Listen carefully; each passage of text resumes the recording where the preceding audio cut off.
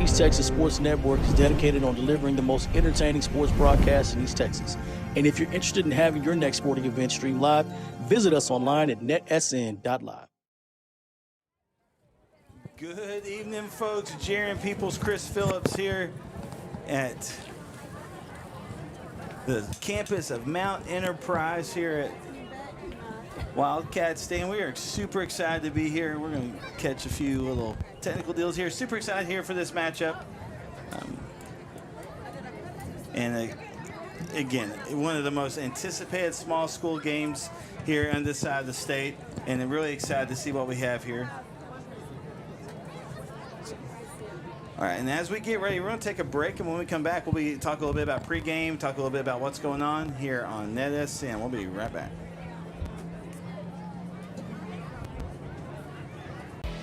The Friday night lights are shining, and we are teaching driving. CDL Training Academy is your resource to a better career. Come and get trained and get tested right here in Henderson, Texas. CDL Training Academy. Visit our Henderson, Texas office or online at cdllearn.com.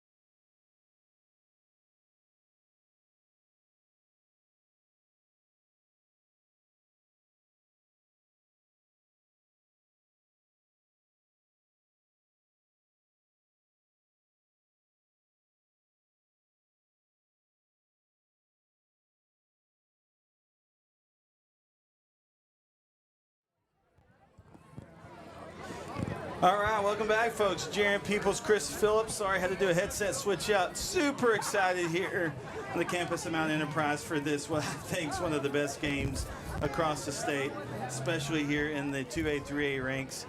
And again, I think it's going to be an awesome, awesome matchup tonight. Again, you got two undefeated teams, both teams coming in 7-0. That's Lovelady and Mount Enterprise.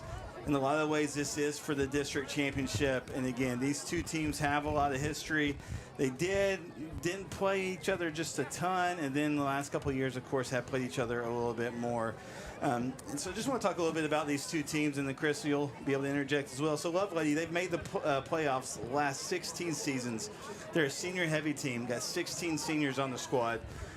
Over the last 4 seasons, they're 41-5. Not a bad record at all. Mount Enterprise, their last win over Lovelady was in 2012, its first round of the playoffs that year. Now, both these teams have a target on the backs of Bremond. They were both put out by Bremond last year. Lovelady in the second round, Mount Enterprise in the third round. Now, Coach Scott Ponder, head coach of Mount Enterprise, has done an incredible job with this team. When he first got here in 2022, they were 1-9, and then last year they were 9-4. So it really has just turned this program around. And while Lovelady's been established a little bit longer, Mount Enterprise is definitely on the rise, and I think we are going to see an incredible ball game tonight, Chris. Yeah, super excited about it too, Jaron. Glad to be here tonight. We were talking earlier about Coach Kierhoff, how excited he is about these his team over there and how they've got 16 seniors and how they love each other and they're working hard and they're selfless group over there. And obviously you're talking about Coach Ponder and what he's doing here with the Wildcats. So I look forward to a great game tonight. You've got some really good athletes on both sides of the ball, and it should be a really, really good football game. Yeah, I think so too. Again, we're at John Webb Stadium as the Lovelady Lions have traveled here to take on the Mount Enterprise Wildcats. We'll go to the PA for Invocation Star Spangled Banner. Mercy and provision has sustained us and allowed us to be here tonight. May the game go well and all the athletes give their all and show good sportsmanship. In everything we do, may we never forget the perfect life Christ lived and his sacrifice in order to redeem us. In Jesus' name, amen. And now the Lovelady School Song.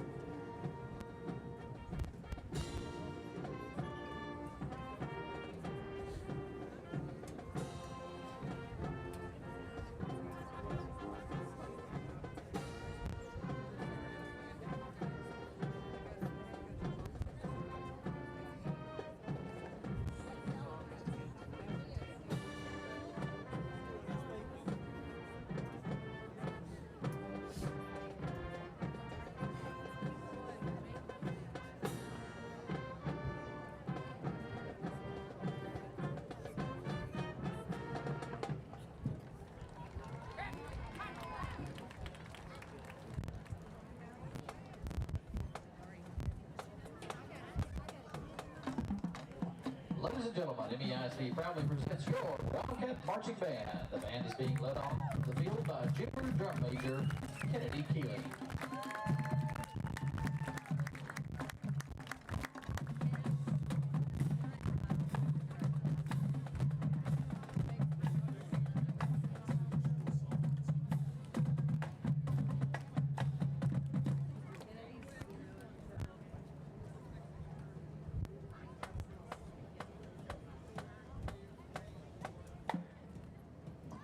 And now, ladies and gentlemen, introducing your MHS cheerleaders. Junior Zoe Chapman. Senior Layla Martinez. Senior co-captain Kate Sprayberry. Freshman Lillian Sprayberry. Junior Valerie Interarity. Freshman Cameron Creel. Senior cheer captain Kinley Williamson. Junior Skylar Langford. Senior Rowan Bill. All right, folks, again, I've got a lot going on here. And they're introducing cheerleaders now. I know, Chris, you've got some stuff. You did some research, some stats, some background on both these teams. What you got for us? Yeah, excited tonight. Obviously, two of the top teams in Class 2A coming together tonight in Mount Enterprise. Both of them score a lot of points. We were texting earlier this week, Jaron, about how we might find ourselves in a bit of a track meet tonight. You know, both of them, Lovelady, Cody James leading the team at quarterback. He's going to be Moises Viejo is the running back. Barrett Stouffer, E.J. Baker, wide receivers. Those guys have put up a lot of points this year.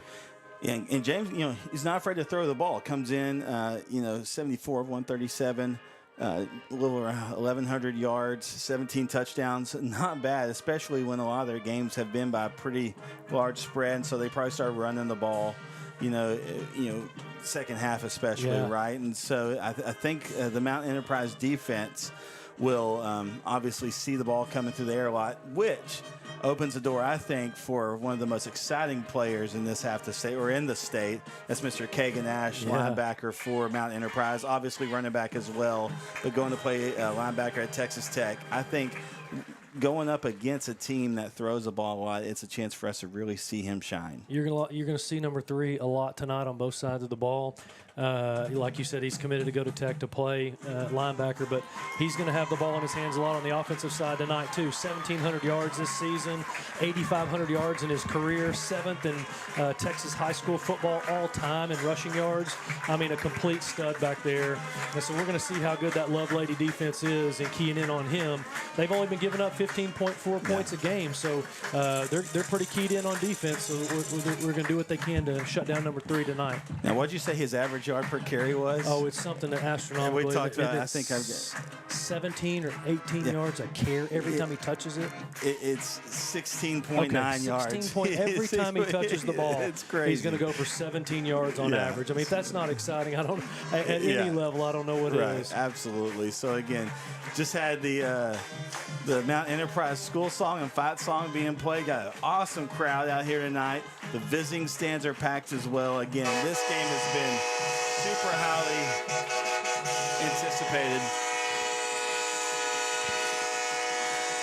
As Lovelady comes out on the field. Hey, chat with us. Let us know who you're cheering for, where you're cheering from. If you haven't yet, all you got to do is push that subscribe button and then wait a couple minutes and you'll be able to chat. We got some folks who say, hey, what's up, guys? I'm at the game. Hey, that's great.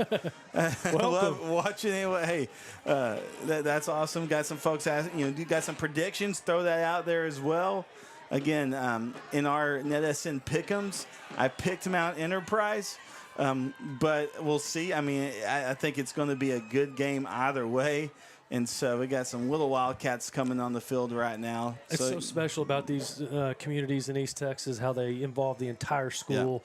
Yeah. They got cheerleaders, band, elementary students, the football team. Everybody's out there right now. It's a Friday night in East Texas in 2A football, and everybody's really excited. It's so cool to see. Yeah, well, we talked about before the game how 2A, 3A ball is my bread and butter. I love it. I love the communities coming out, like you said, and it's just this Mount Enterprise is shut down right now because they're all here, right? They're all here, right. And Lovelady, they probably say, hey, turn the lights on your way out as well. So, again, we're getting ready for the national anthem, so we'll go back to the field. The Mount Enterprise Elementary School Choir under the direction of Mrs. Adriana Eason.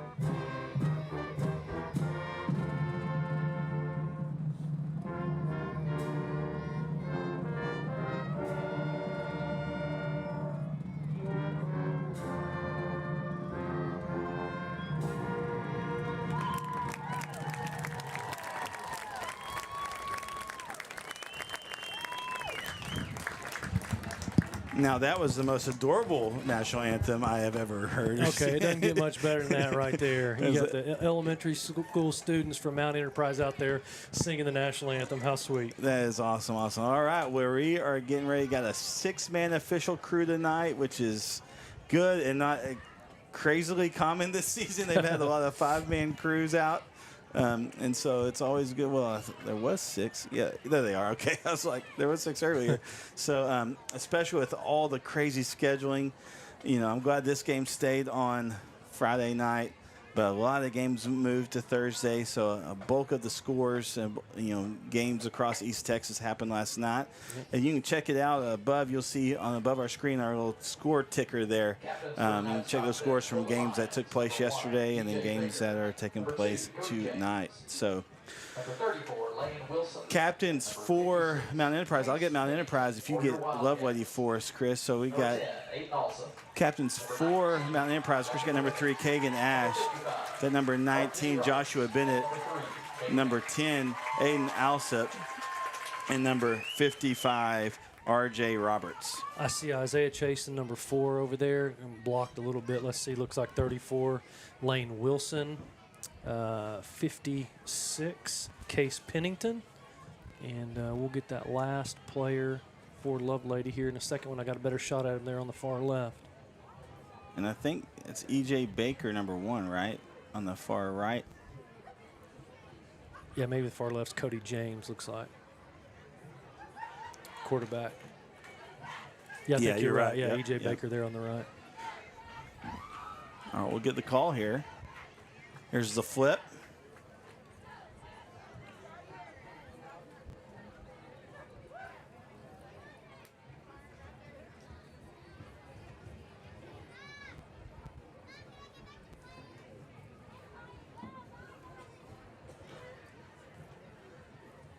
Here comes the call.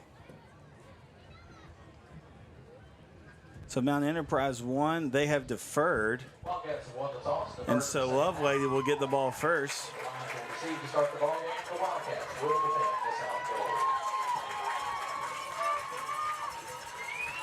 outfield. Lovelady there, maroon pants, white popping down the side, white jerseys, maroon numbers and letters. Mount Enterprise there in that pretty royal blue, white numbers and letters outlined in red. I'm excited for this matchup, Chris. It's going to be a good one. Both teams look sharp, and in most games, Jaron, you can tell pretty early what the theme of the game is going to be, or what even kind of the speed of the game is going to be. So these first couple drives with each team, watch closely, and let's just kind of see what the rhythm of the game is. We expect it to be high scoring, but then again, you never know. Let's watch these first couple drives and see how they start out. Absolutely. So Mount Enterprise will be going from our right to left, kicking.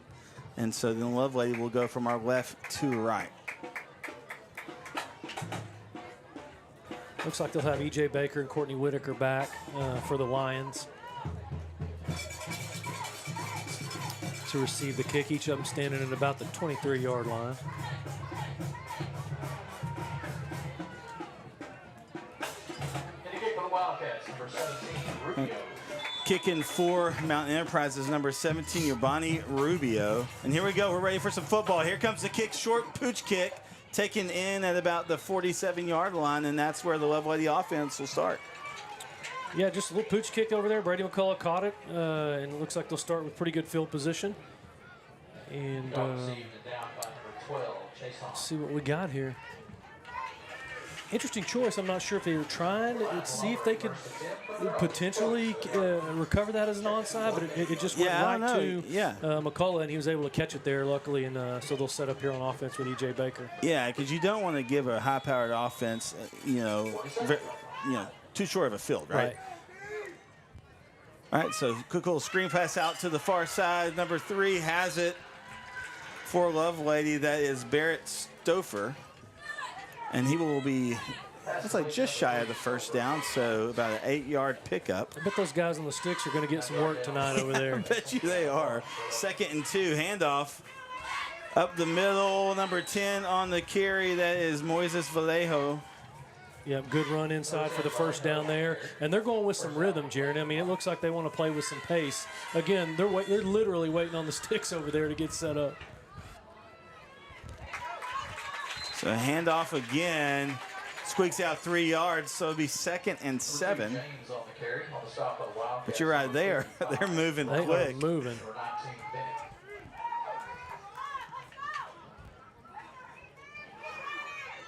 Run up the middle, that fake. If that's Vallejo again going up inside. Vallejo on the carry on the stop of the Wildcats. Number He'll 10, be a couple yards short, so 3rd and 2 here. James is going to keep it himself. He's going to try to find space on the right side. He's got some. Should be enough for the first down. It is. Well, yeah. Really close. Yeah, it looks like they're going to move it ahead for the first down. Good tackle out there in space, but just right at the first down marker. And again, Lovelady is moving. They went to the weak side and had plenty of room. Handoff to Vallejo again. Comes up the middle. Only pick up maybe a yard. They're not having trouble moving the ball 3 or 4 yards a play, and they've got no problem just setting up and running with some pace here. James Wills left. Falls incomplete. Intended receiver was number 8, Colton Patrick. Yeah, pretty good pass out there. Just Patrick wasn't able to bring it in. Brings up a 3rd down and 8. Big 3rd down opportunity here for Mount Enterprise, right for the defense. James throws a little cross route. Intended receiver was Barrett Stauffer, and just could not bring it in, so it falls incomplete. He had him on the inside there on the slant route. Probably would have gone for a touchdown if Stouffer was able to pull that in, but looks like they're going to go ahead and go for it here on 4th and 8 from the 22. It was a little low. He had to bring his hands down a little low. Catchable. Catchable. For sure. All right, so 4th and 8. James looks, gets some pressure, passes batted down. That was number 19, Joshua Bennett, on the deflection. Pass falls incomplete, and what an effort by the Mount Enterprise defense. Yeah, huge stand there, huge play by Bennett there, knocking that ball out of the air. The receiver was open over there, and we would have seen if he would have run for the first down, but a great play. It never got that far, and it's great to see them dig their heels in on a 4th down and get a stop, because it looked like Lovelady was moving with pace and precision in the running game, and they were just going to march down the field and score, and Mount Enterprise said, no, not so fast. So 1st and 10 for the Wildcats from their own 22-yard line. Joshua Bennett, hand off to Ash. Gets back to the line of scrimmage and squeaks out maybe one. Yeah, probably not the last time you'll hear that tonight. Hand off to number 3.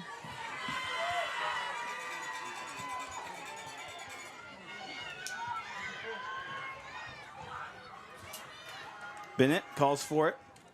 Hands off again. Ash breaks loose. He's hard to take down. Crosses the 40. Just goes out of bounds. Leisurely marches out of bounds at the 47-yard line on his terms after about a 25-yard gain. Goodness on second down. Hey, thanks so much for tuning in. Great viewership already. Share the link. Let folks know. Let us know how it's going. Hand off again, number 10. Change of pace. He's got room on the right side. Crosses the 30, the 20. Wow. Touchdown, Aiden Alsop for the Wildcats. I don't know if he was touched, Jaron. He got the ball handed off inside, found a big hole, and took it to the house. You know, Lovelady marches down the field. They stop him on 4th down, and 3 plays later, they're in the end zone on the other end, 6-0. Man, what is that play call, right? You expect Ash is getting the ball, right? Yeah. Aiden Alsop, who can scat in his own, manner. Countered it to him, and he went the other way for a touchdown. Going for 2. Direct snap to Ash. Goes in, marches in, makes it look easy. I mean, just 2 points. Walks in untouched for the 2-point conversion down there. So, wow, Jaron, 9:40 left in the first quarter. We already had a lot of action, and I think there's going to be a lot more in store. How fun. Wildcats lead the Lions 8-0. We'll be right back here on NETSN. Struggling with mobility, chronic pain, work, or sports injury? At Azalea Orthopedics, our team of highly trained physicians specialize in complete orthopedic care, pain management, sports medicine, physical medicine, and rehabilitation. If you've sustained a bone or joint injury, have mobility or movement problems, struggle with pain, contact Azalea Orthopedics. We're conveniently located across East Texas, serving 18 counties. When visiting your doctor, urgent care, or hospital, you have a choice. Demand Azalea. At Azalea Orthopedics, your health is our priority.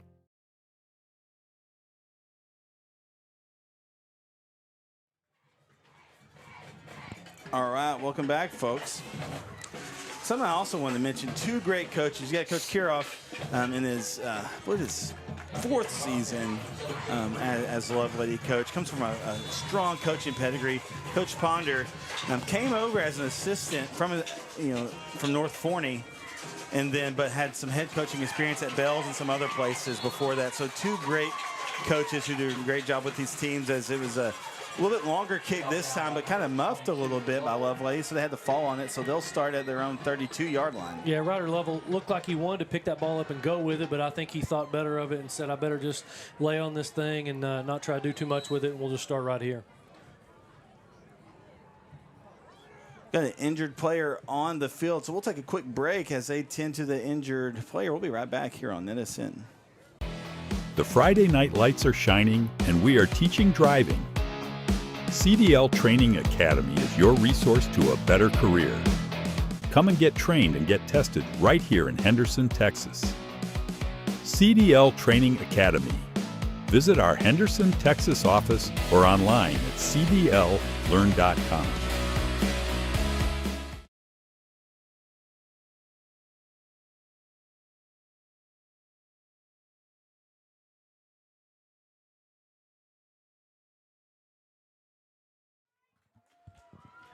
And we're back. Jerry Peoples, Chris Phillips here as we've got a ball game. We do. Sophomore Case Piper was banged up there on the play. He came off on his own power, though. Looks like he's going to be okay. So let's see if Lovelady tries to get in rhythm again like they were on that first drive. Obviously, they hit a little bit of a bump there on that 4th down play, but they were cooking early. Let's see if they get back to that right here. James keeps it on the left side. A great fake. I was trying to decipher who's got the ball there, and he kept it and has a big, about 16-yard carry there for the Lions. Really good fake. Everybody thought the ball was going up inside, and he turned it outside and gets it almost to the 50. Quick pass, hits that cross route. He hits his receiver. Crosses the 20, the 10. Oh, my. Touchdown Isaac Jason Lions. there. They had that play on the first drive, and they missed it. They went back to it with Chase, and he makes the catch this time and takes it to the house for a 52-yard touchdown. Holy cow. Here we go. We may have a basketball score. Yeah, I mean, maybe a defense is optional game. That was our chat earlier this week for sure, and it looks like Lovelady's going to line up and go for 2 as well, so we're not even going to worry about the kicking right now. Yeah, they're going for 2 as well. James has Vallejo behind him. 2 receivers on the far side, got a guy in motion.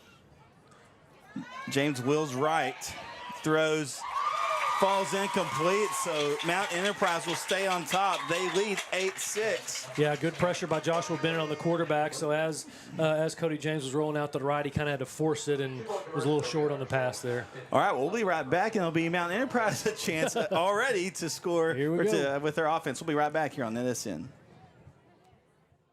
Your vehicle is one of the biggest investments you'll make, and at Fairway Ford, we're committed to keeping you on the road.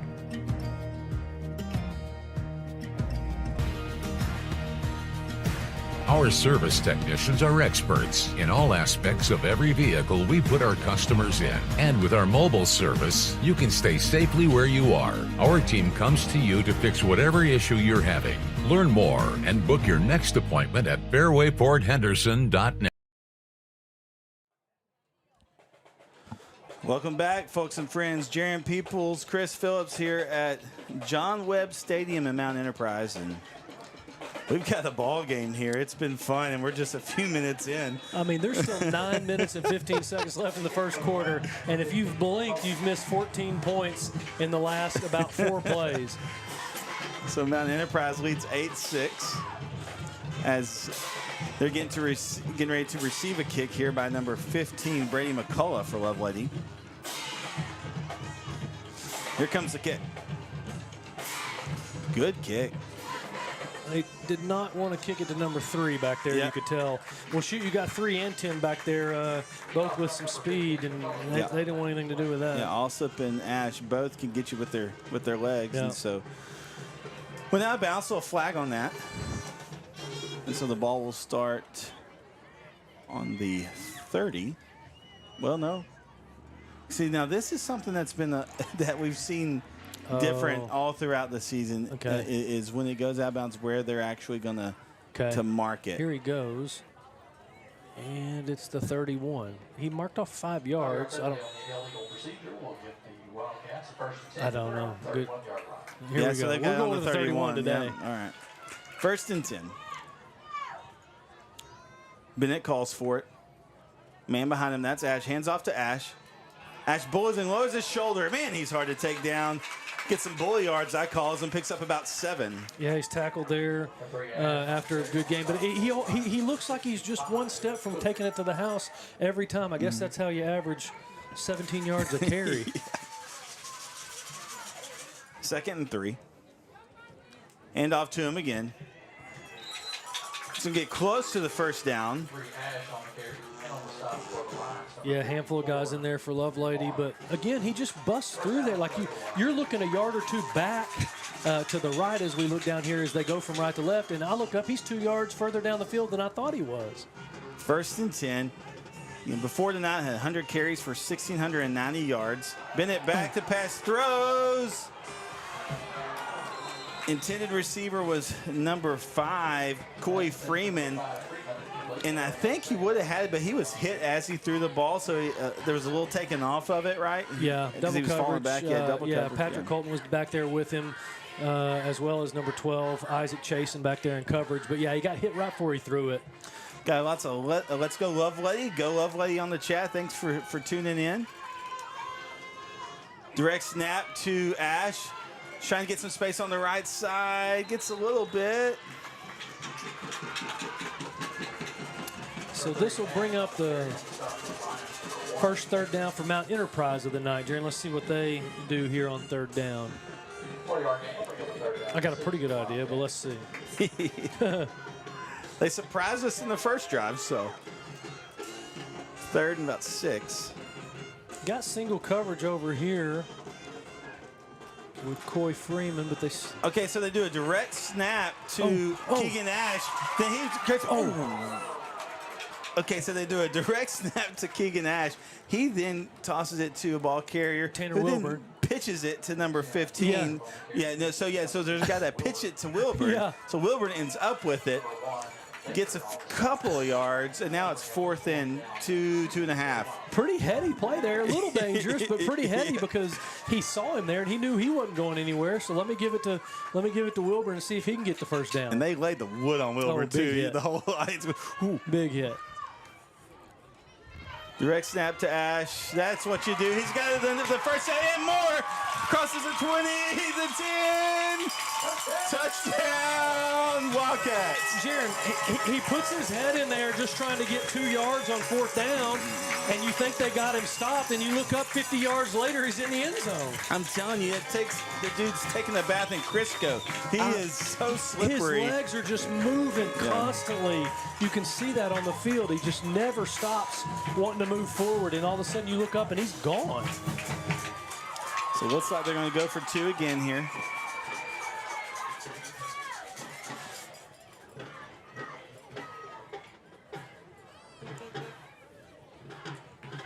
Handoff number 10, Alsop marches in, 2 points, good. Well, there's a flag on the play on the far side. It's against the defense, so that'll be waved off, and so the 2-point conversion will stand. So, all right, well, we'll take a break, and when we come back, Lovelady will get a chance to answer. We'll be right back here on NETSN. There's something spooky going on at Stillwater RV Resort.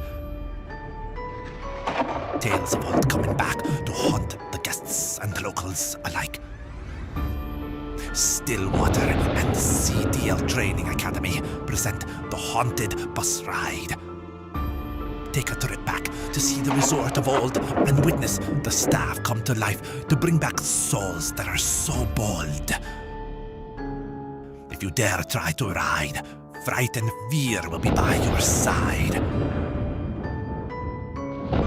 For a mere $5, test your luck in hopes you don't get stuck. For 2 weekends only, come to Stillwater RV Resort if you dare. And here's the kick. High kick. They call for the fair catch at about the 37-yard line, so that's where Lovelady's offense will start. Yeah, short kick to Ryder Lovell. Again, he catches it clean this time. It just kneels it there. My gosh, Jaron, we've had more explosive plays and big hits in 8 minutes than some games will get all night long. Man, this has been, hey, worth the price of admission. If you're viewing on NETSN, it's free. And so worth the price of admission. And again, this game already has lived up to the hype. Super fun. James keeping it, getting on the right side, brought down. Really good tackle out there by Tanner Wilburn. He's the one that got hit pretty hard when he was on offense a minute ago, but he came right back on defense and returned the favor with a great tackle out there in space. It really was a great tackle, and there was a lot of green past him. Hits number 12 on that little route on the inside. Oh. Ball's loose, comes out. Oh. It stays with Lovelady. I was a little shocked that they didn't call the play dead before he that. kind of had him wrapped up. He was swatting at it pretty good, and then it came out, and then it got a little crazy there for a minute, but I think Chasen was able to fall back on it. So 6.5 left in the first quarter. James throws, hits number 3.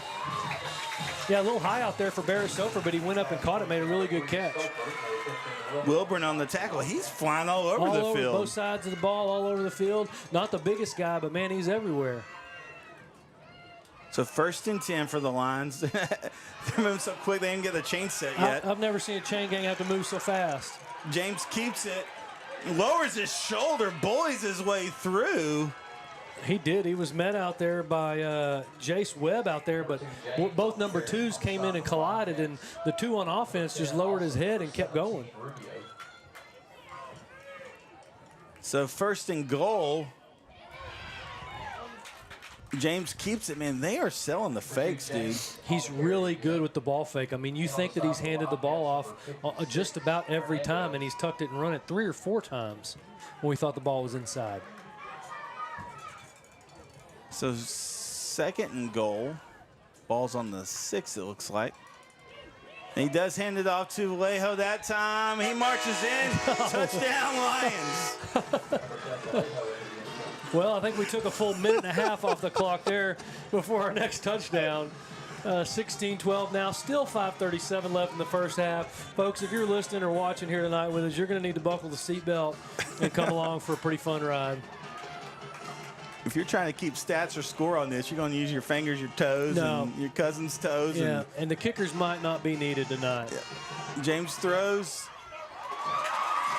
What a play there by number 17 for Mount Enterprise, Giovanni Rubio. Yeah, that's your kicker out there making a play on the 2-point conversion. And again, that's 2 failed 2-point conversions for Lovelady. So our score is 16-12 in favor of the Wildcats. We'll be right back here on NETSN. Struggling with mobility, chronic pain, work, or sports injury?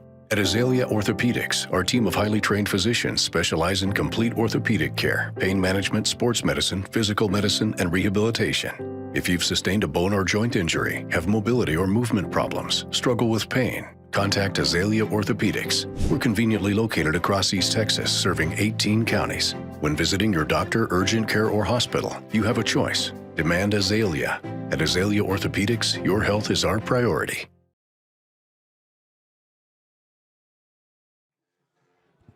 All right, here we go. I'm having a blast. This is fun. I tell you, this is fun football, and we're just now getting warmed up. Thanks so much for tuning in. Jaron Peoples, Chris Phillips here with NETSN, the Northeast Texas Sports Network. Super happy to bring this game to you this evening for those that weren't able to make the trip. Now, hey, both sides are packed. They might not have had room for you. I don't know if you did. Where it was here. Big kick here, left-handed kicker, left-footed kicker, I guess, goes out of bounds. Okay. So there is a flag. McCullough is the kicker. So lefty southpaw. He's kind of done the same thing, kind of hooked both those kicks have gone out at about the same place on their 2 kickoffs there. Jaron, and we were talking at the break, a lot of these guys are playing both ways. Yeah, they are. At this pace, I mean, we've played under 10 minutes of football. It's 16-12, and you got kids running up and down the field on both sides of the ball. Yeah. I don't know how much more exciting it gets than that. And I told you before the game, that's why I love 2A, 3A ball, is these guys lay it out. They really do. All right, Bennett got 2 guys back there with him. Hands off to Kagan Ash. He is snuffed out there, so it's going to be a loss of half a yard or so. I think that's the first time tonight I've seen him stopped at the initial hit. That hasn't happened very much. So 2nd and 11 is where we're at here. You got a packed backfield back there, 4 guys back there, but they're going to direct snap it.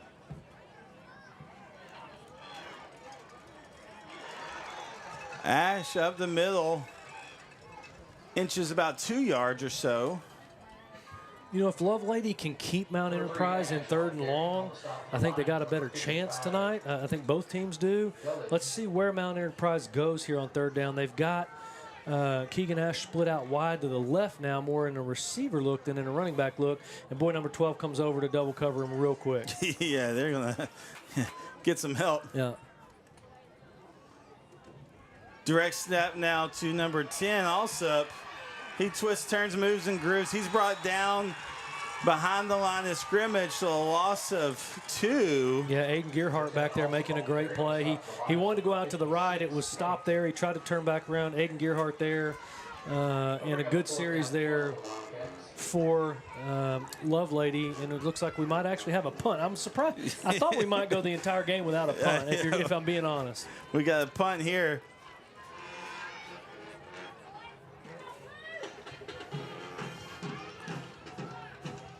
Alsup on the punt is a high punt.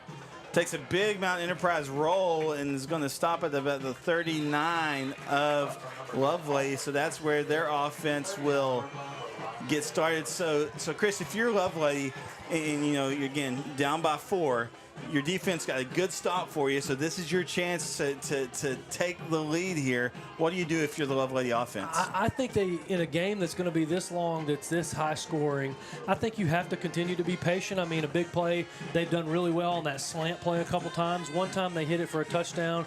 The other one probably would have been a touchdown if it was caught. So I think as the defense, you got to be looking for that play. But I think they can continue to be patient, just push the ball down the field because there's a lot of points yet to be had. That fake again on that little out route. Yeah, Colton Patrick out here on the catch, senior. It seems to be their favorite, favorite play through the air, right? Those little quick little out routes. So 2nd and 3. Handoff. Vallejo makes the leap. It's like the Lambeau leap to get that first down, and he picks up an extra 2 or 3 on it. And just like that, with 2 plays, they're inside Mount Enterprise territory and look like they're going to try to get that pace back that they had early in the game. James keeps it. He is brought down by a pack of Wildcats. Yeah, a host of them over there. Really good play behind the line. See R.J. Roberts over there getting up from the pile. Good tackle and a good play. Loss of, looks like about 3 yards there. So 2nd and 13. James Willsright hits his receiver. That's number 4, Isaiah Chason.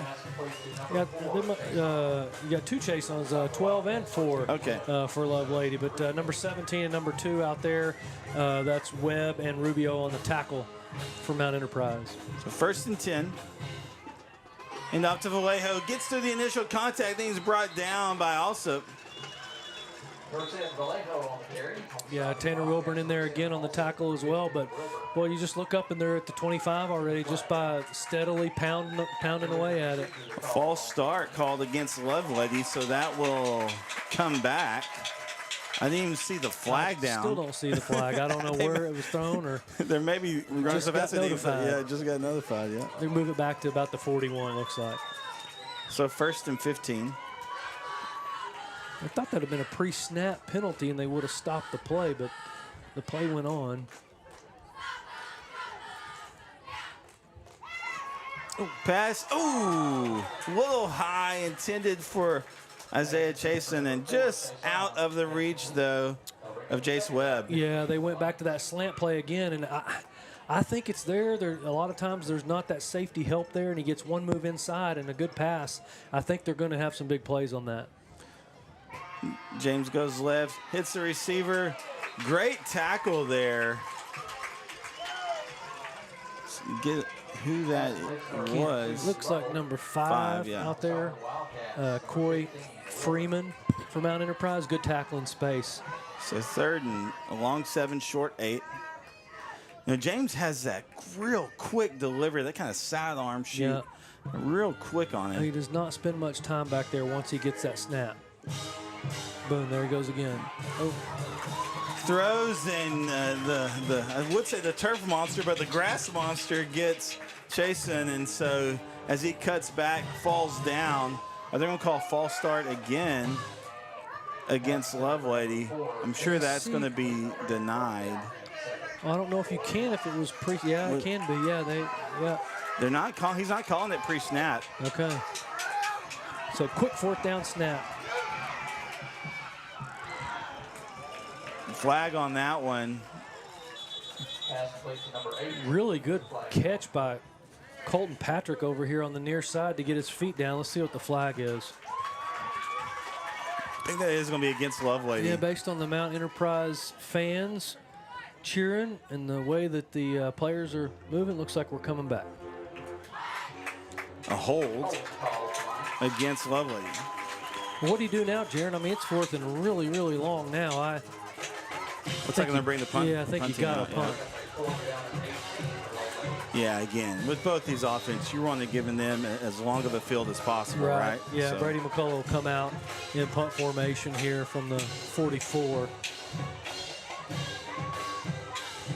So both defenses with their share of... Oh, he blocked it. That punt is blocked. Oh my goodness gracious, hot potatoes being played there. Man, number 57 breaks through there. That's Lucas Burkhart, comes through with a huge block punt. The ball flies straight up in the air, and a couple Mount Enterprise players have a chance to pick it out of the air and take it to the house. I think they ran into each other, and so they weren't able to scoop it, but nonetheless, it ends up at the 44-yard line. Great field position for Mount Enterprise. Dude, this game already.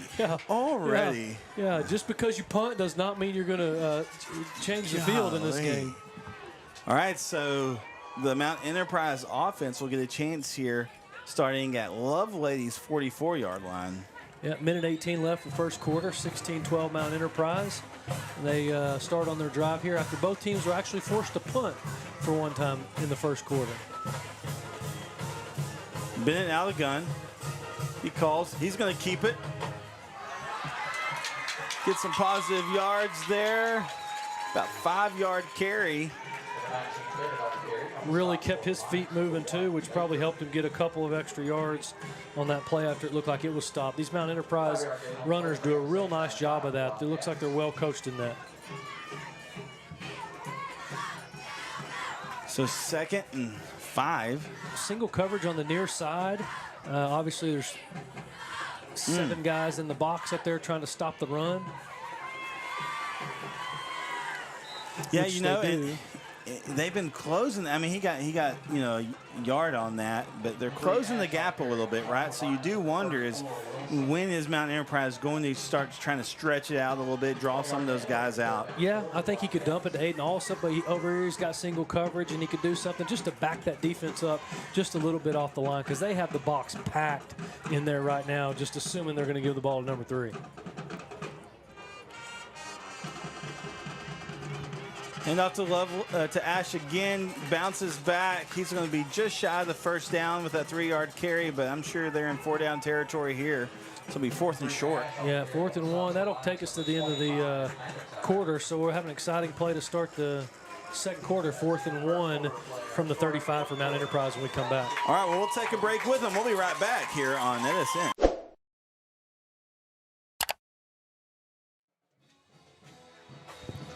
All right, welcome back, folks.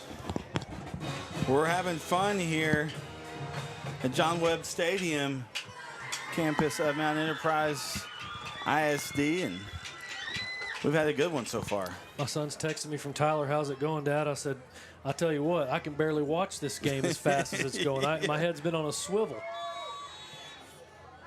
So 4th down and 1 for Mount Enterprise to start the second quarter. Big play here. Direct snap to 3, who runs up inside and just still plows for probably 6 or 7 yards. Kagan Ash for the first down for the Wildcats. I think everybody in Greater East Texas had an idea where that ball was going on 4th down there, but he's still able to run it up inside on them. Now they've bunched up a little bit more, has Mount Enterprise, just with 1 receiver out here to the right. Direct snap to Ash again. Cuts back in. Stiff arm, still on his feet. Crosses the 20. Taking that bath and butter, let me tell you, he's hard to bring down. No doubt. E.J. Baker makes a touchdown-saving tackle, and Ash comes up with a little limp after that play. That's going to be interesting to watch. Jaron, just to make sure he's good.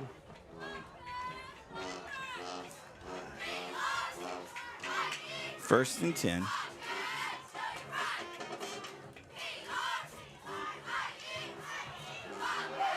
Alsop with the ball. He's fighting through. He's going to get close, just shy. He got almost, he's probably inside the 1 yard line. And, you know, Ash comes up a little limp on the next play. They say, that's fine. We'll just give it to 10, Aiden Alsop, and see if he can take it in for the touchdown. And he almost does. And again, he carries a bunch of lines with him, doesn't he? Mm-hmm. Ash is spread out 20 yards from the line of scrimmage and has 2 guys on him from the 1 yard line.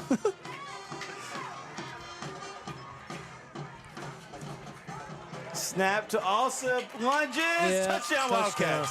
Makes it a little bit easier to get in there when you have a player that's as dynamic as Ash that takes 3 guys that far from the snap. It just gives you one more body to work with in there, one less on the defense. Going for 2, of course. Yeah. Ash doesn't have a limp like he did after that play. He just kind of got rolled up on from behind on that run a second ago. They gave him a break for a couple plays, went ahead and got it in the end zone with Alsop. And like you said, Jaron, they'll go for 2 here. Bennett comes out. Ash will take direct snap. He'll come in. He'll march in. Walks the dog. 2 points good.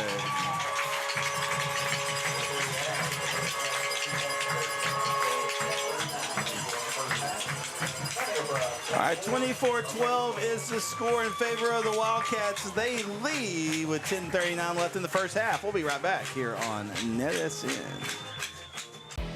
The Friday night lights are shining, and we are teaching driving. CDL Training Academy is your resource to a better career. Come and get trained and get tested right here in Henderson, Texas. CDL Training Academy. Visit our Henderson, Texas office or online at cdllearn.com.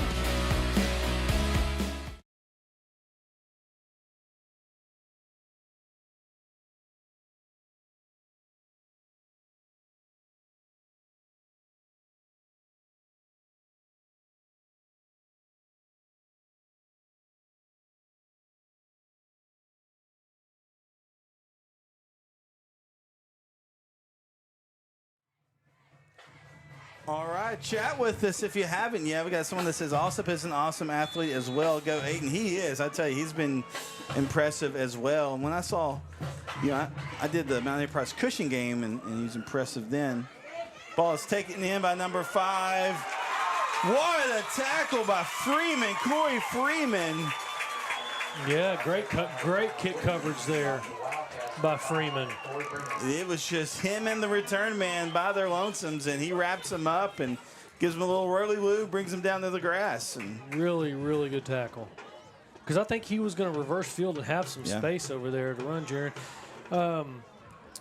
You know, I think that Lovelady here probably needs to put together a good drive. It's kind of one of those games you feel like you could score a lot of points, but at the same time, you don't want to get too far behind if you don't have the confidence that you're going to stop the other squad. So being down 12, it's a drive I think they need to capitalize on.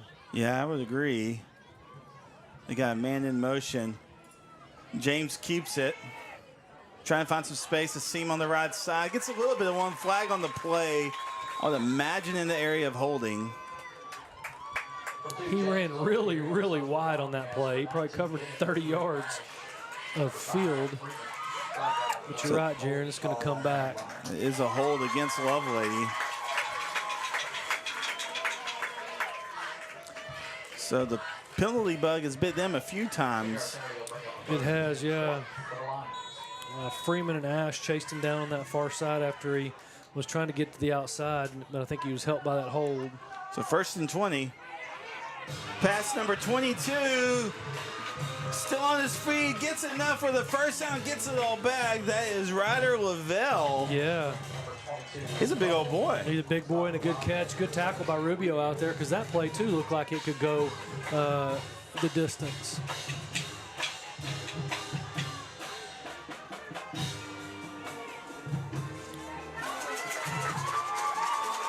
Vallejo up in the middle. They say the ball came out. Mount Enterprise pointing their way like they've recovered a fumble. no signal from the officials just yet. Looks like everybody's getting up from the pile. I think we'd know by now. Yeah, it's going to be, I think it's going to remain with Lovelady. Yeah. I think they need to go back with some pace, Jaron. Now, maybe they're tiring from playing on both sides of the ball, but they were doing really well when they were getting to the line of scrimmage really quick. Throw, hits his receiver on the out route. That's number 8, Patrick, brings it in, and so picks up about 8 yards. That's a long throw and a good throw. So 3rd and 2. Handoff to Vallejo. Gets some good, tough bully yards there and gets enough for the first down for the Lions. Yeah, it seems like they're going to want to go to number 10 when they need a handful of yards on a 3rd down, just like Mount Enterprise goes to 3. Now here comes that pace, like you said. Low snap, though, on the ground. James picks it up. There is a flag. Well, that flag came flying in like a missile. I'll tell you who else was flying in like a missile there was 55 R.J. Roberts in the backfield.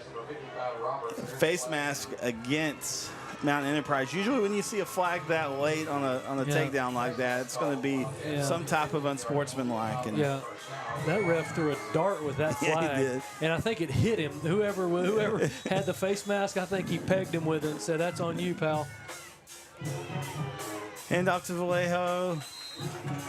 Doesn't get much. The takedown by number 55.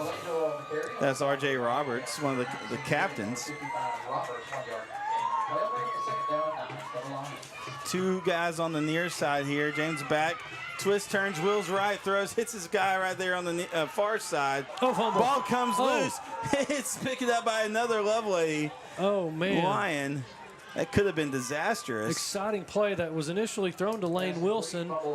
He fumbles it. I didn't see who, but somebody came behind him from Lovelady. I guess 10 picked it up and kept it from being a turnover on that fumble. 3rd and 5. Keeper for James. Good little draw there. Get as much as he can. Yeah. Extends, and that's going to be enough for another Lovelady line. First down. Yeah, stretched out, laid out for the first down before number 5, Corey Freeman, could get there to tackle him. 1st and 10. Handoff.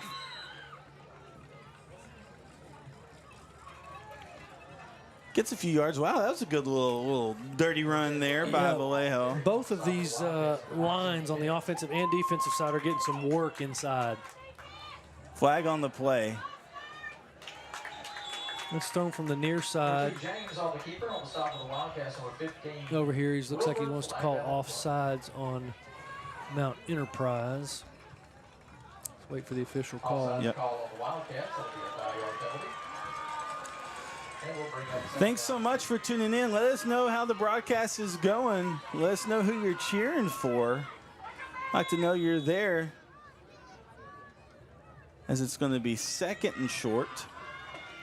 Inside the 10-yard line for Lovelady here. Still can get a first down.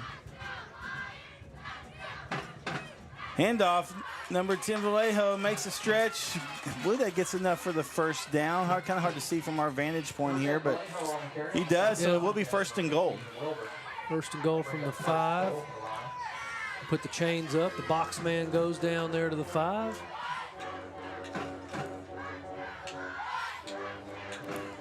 James keeps it. He is brought down by Bennett. Yeah. Really good tackle on the inside there by Bennett, who, like we mentioned, a bunch of these guys playing a lot of snaps tonight on both sides of the ball. Looks like we got an injury, Jaron. Yes, we got an injured player. He'll be tended to, and so, but we'll go ahead and keep it here. Got some other games on the network tonight.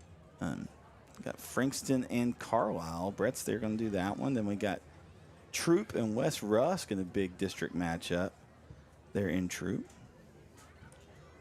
We're going to go ahead and take a quick break as they tend this injured player. We'll be right back here on NETSN. Struggling with mobility, chronic pain, work, or sports injury? At Azalea Orthopedics, our team of highly trained physicians specialize in complete orthopedic care, pain management, sports medicine, physical medicine, and rehabilitation. If you've sustained a bone or joint injury, have mobility or movement problems, struggle with pain, Contact Azalea Orthopedics. We're conveniently located across East Texas, serving 18 counties. When visiting your doctor, urgent care, or hospital, you have a choice. Demand Azalea. At Azalea Orthopedics, your health is our priority.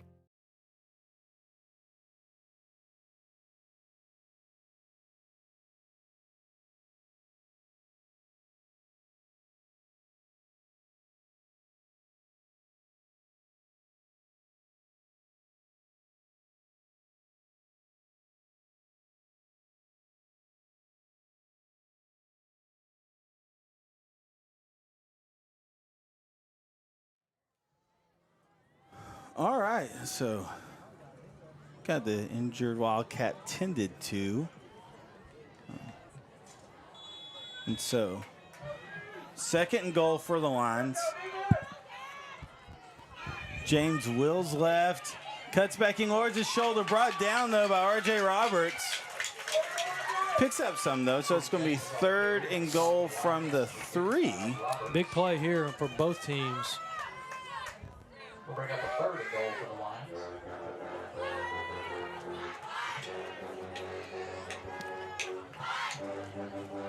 Direct snap to Vallejo. He's brought down. There's number 57 on that takedown, Lucas Burkhart. Yeah, R.J. Roberts in there, too. Great play by the Mount Enterprise defense to force a 4th and goal here. You really want to punch this one in if you're Lovelady. You know, there's big plays in a football game, and this is a really big one. Pass knocked away.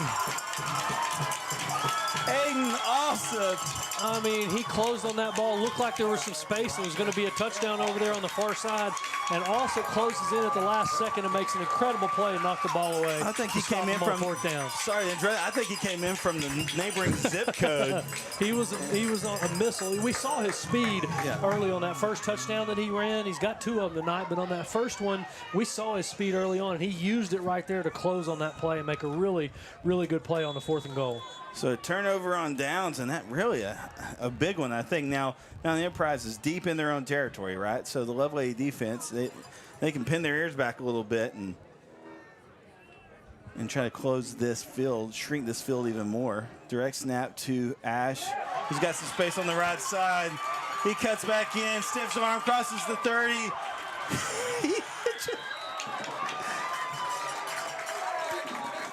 Playing with his food there a little bit, right? Just goodness gracious. You have 2 Lions slow to get up on that play. You know, the crowd from Mount Enterprise gets on their feet when they see him with a little bit of space because they know what he's capable of doing. But again, Jaron, we got a couple guys down. Now just 1 guy down for the Lions. All right, we'll take a break as they tend to them. We'll be right back.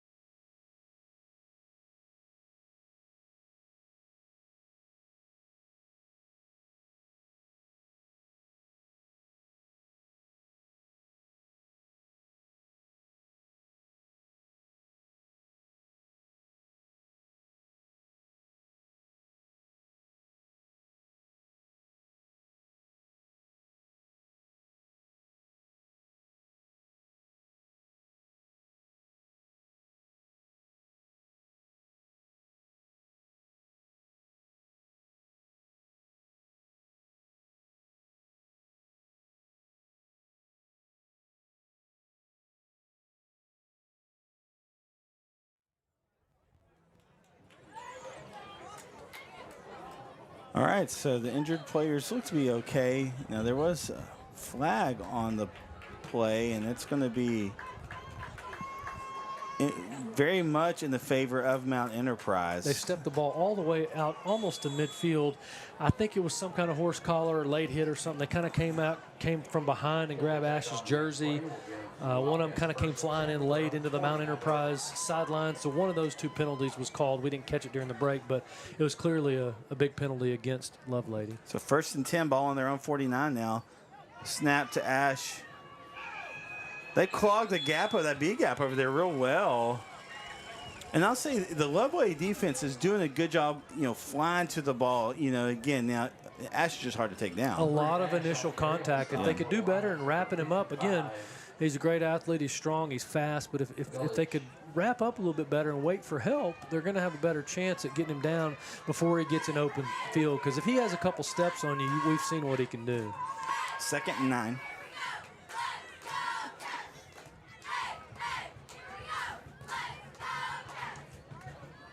They're bunched back there pretty tight. Snap to Ash, and he's brought down. Say no gain. Yeah, another good play on defense there. E.J. Baker, number 1, number 34. Lane Wilson in on the tackle as well. And 2 plays, and they've only moved it forward about a half a yard. So a big 3rd down here with 5 minutes left to go in the first half. Mount Enterprise up 24-12, and the ball sits right at midfield. So 3rd and long. Oh.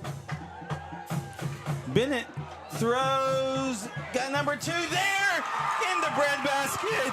Touchdown. That is number 2, Jace Webb on the reception. Jace Webb with a huge 50-yard touchdown play.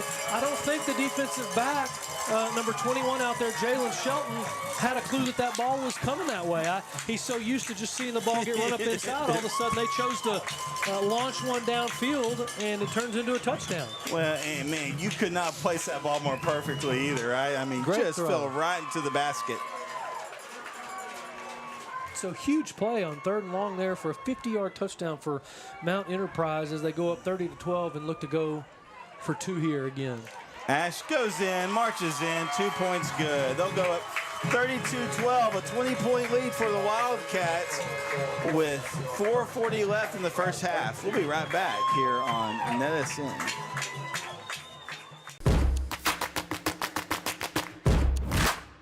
We have gone insane here at CDL Training Academy. Get your CDL fast for only $2,900. How can we do this? Because we're a crazy boys. Get down to Henderson now. Call or click today to get your CDL.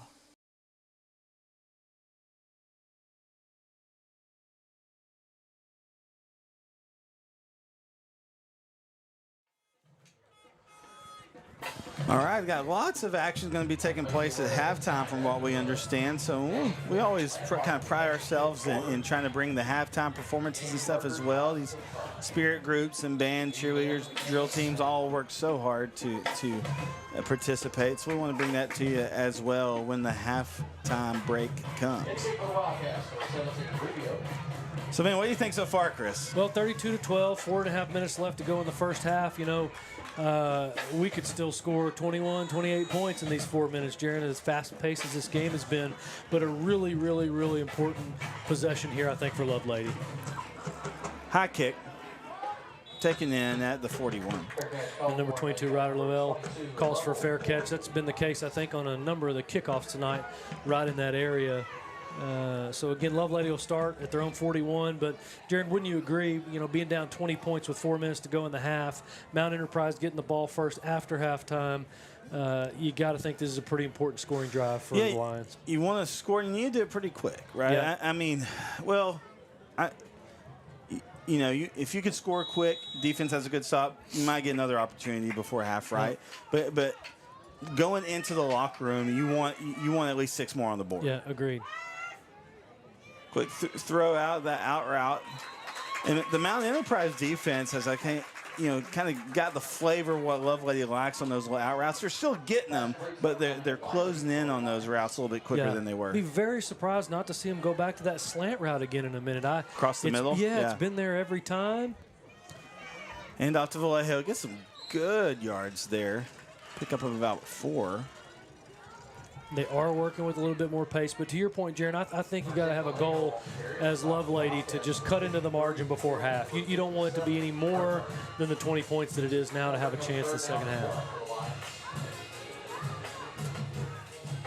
Quick throw across. There, you called it. They hit number 3 across the middle of the field. Goodness gracious. Good. I didn't think they'd ever blow the whistle. They let that one ride. Barrett Stafer out there, good play. And again, back to my point, I just think it's there. There's not a lot of safety help because they have so many guys up in the box to fight that run. And so it's there more often than not. And I'd like to see Lovelady go back to that. Throw a little miscommunication there. I think he was supposed to have a guy come back on that and didn't get the memo, and so pass falls incomplete. Yeah, I think he thought his receiver over there, Colton Patrick, was going to do an out. He kind of went up the field a little bit there. So incomplete pass, give everybody a chance to catch their breath. 3:39 left here in the first half. James Wills right. Throws. You're going to get a roughing the passer call here. Ash went low on the quarterback as he went to throw it, and the ref immediately threw the flag. Well, it's right in the hands of the receiver. I got to give it to Cody James. He's an impressive athlete. He's really doing a great job, and he throws a good ball. It looks a little weird with that little kind of sidearm throw, but he's accurate with it for sure. He's hit his guy's hands many times tonight. Yeah, he's had a handful of drop passes, some of which I think would have gone for a touchdown. He gets bailed out here on the drop a little bit because of the penalty, but they're going to call that every time you go low on the quarterback like that. I mean, I don't think he necessarily meant anything by it. It just happened to be where he went for him, and immediately the ref threw the flag. Overton leads Alto 7-0 to start the second quarter. That's a district matchup going on right now. Man in motion. James Wills right. He's being pursued from the backside. He's going to keep it, try to make something out of it. He does. The Wildcats, great penetration there. James was just quick on his feet and able to, misdirect there and make something happen. That's just pure athleticism by the quarterback there before Alex Ward and Ash are able to take him down, because it looked like it was going to be a loss of yardage. Second goal. Is there a fumble? No, touchdown. Touchdown, okay.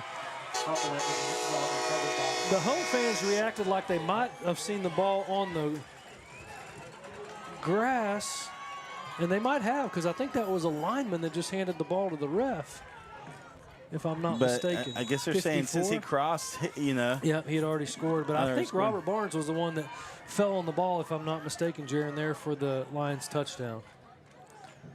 So they're looking to put two on here. They've failed on their two-point conversion so far.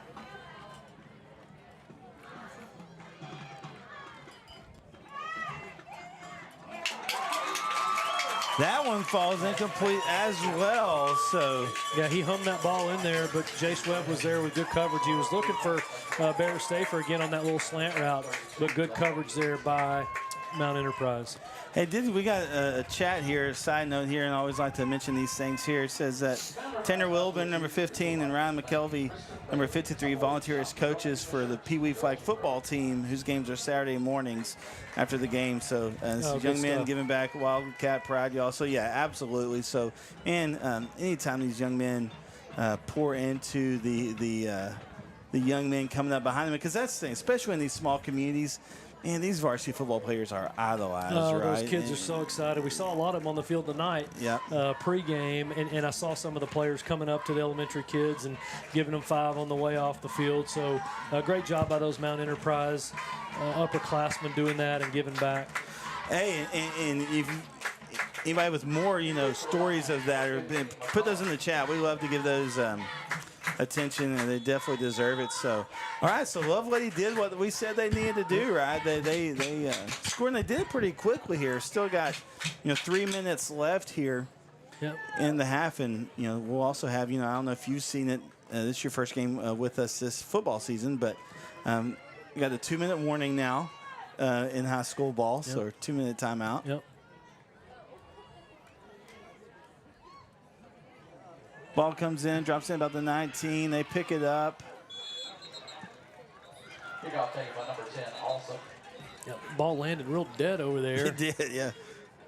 But Alsop was able to pick it up, and he kind of comes out of the pile limping a little bit. So the two best players on Mount Enterprise's offensive side have come up limping a couple times tonight. But he's going straight for the huddle and get back in there. Well, so last year when these two teams met, Kagan Ash wasn't playing. He had a few weeks where he had an injury, and so this is Lovelady's first chance to see Ash and head-on-head. He's going to split out wide here. Two receivers on the near side. Bennett keeps it, runs up the gut, picks up 3. 2:47 and running here in the first quarter, 32-18 in favor of Mount Enterprise.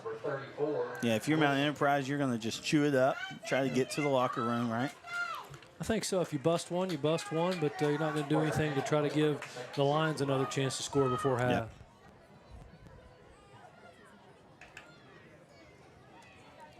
Hand off to Ash. Gets space on the right side, the 40, the 50, the 30. Walking the dog. He's touchdown, Kagan Ash. 76 yards on the touchdown run. Like we said, they're not going to do anything crazy, but they got one of the best running backs around, and if he finds some space, he's gone. These Mount Enterprise fans know if they get on their feet the second he hits the hole, and they know he's got a pretty good chance of going all the way. He will take the invitation, let me tell you. So Mount Enterprise scoring quickly. Going for 2 here. That didn't take very long. Again, like I said, we got 4 minutes left. We might score 21 or 28 more points, and we've scored, 2 touchdowns in 2 minutes.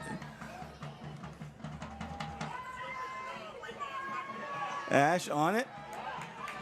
No, it's not. That wasn't Ash. It was Awesome. He got in there. Awesome scores the 2-point conversion. So 40-18 is the score with 2:15 left in the first half of play. You're watching some great high school football here on NETSN. We'll be right back.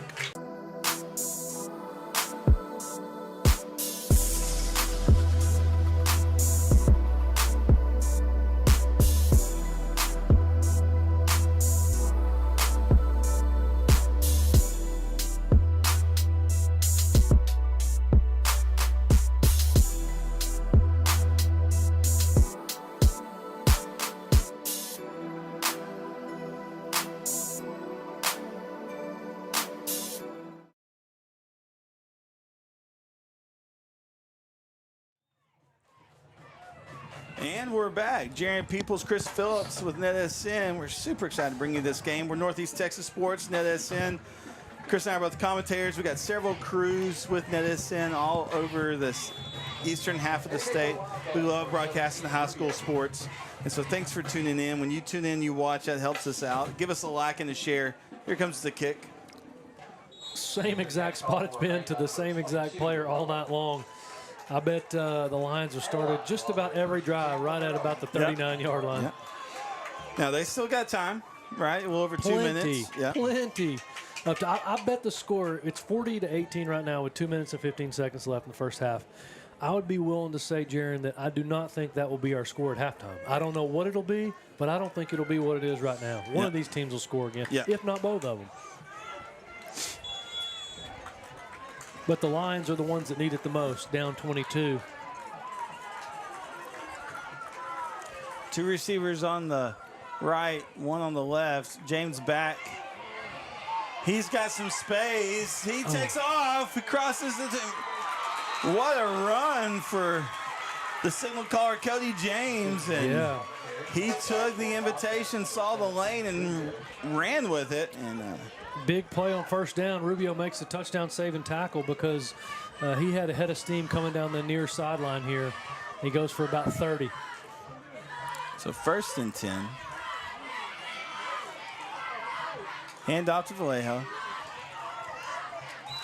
I've been impressed, Jaron, with James's decision making. That was a designed pass on the first down play from the 40-yard line, but he realized it wasn't there right away and redirected, came to the near side, had some space to run, and took off. And when you've got his athleticism, you can really capitalize on that, right? So here we are at the 2 minutes, so we'll take a break. And when we come back, we'll be ready for some the kind of the home stretch of the first half here on NETSN.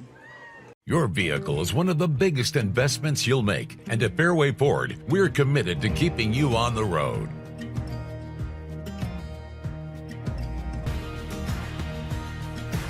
Our service technicians are experts in all aspects of every vehicle we put our customers in. And with our mobile service, you can stay safely where you are. Our team comes to you to fix whatever issue you're having.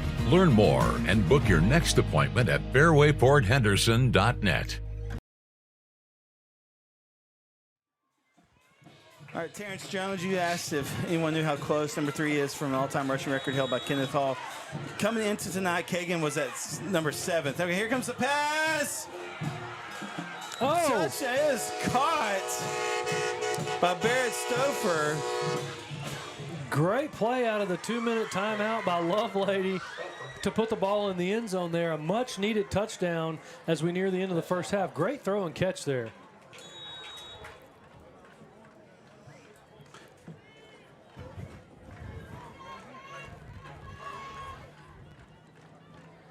All right, so getting ready to try to put 2 on. They have failed so far in that. James keeps it, and then he gets it. 2 points on the board for Lovelady. So you were right. The score definitely changed. So. And it might. I would say the same thing I did 30 seconds ago right now. Well, we're going to keep it here for you since we just had break. But, yeah, so, again, now we're at a 14-point game. And so. But yeah, coming into the game, 7th all-time in Texas football with 8,510 yards rushing. Man. Unbelievable. In 3.5 seasons. And he's going to Tech as a linebacker. As a defensive guy. And do you know how many unbelievable running backs there have been in the history of Texas football to be 7th and closing in, I'm sure. Yeah. I mean, he's probably gained almost 200 yards tonight towards that record. Yeah. So he's probably going to finish in the top 5 before it's all said and done. What an amazing accomplishment, and look forward to seeing him play at the next level on the other side of the ball, like you said. On the other side of the ball. And what a good program Tech's got. My gosh, they're really good this year. Yeah, really so it's an exciting time to go up to Lubbock and play for them.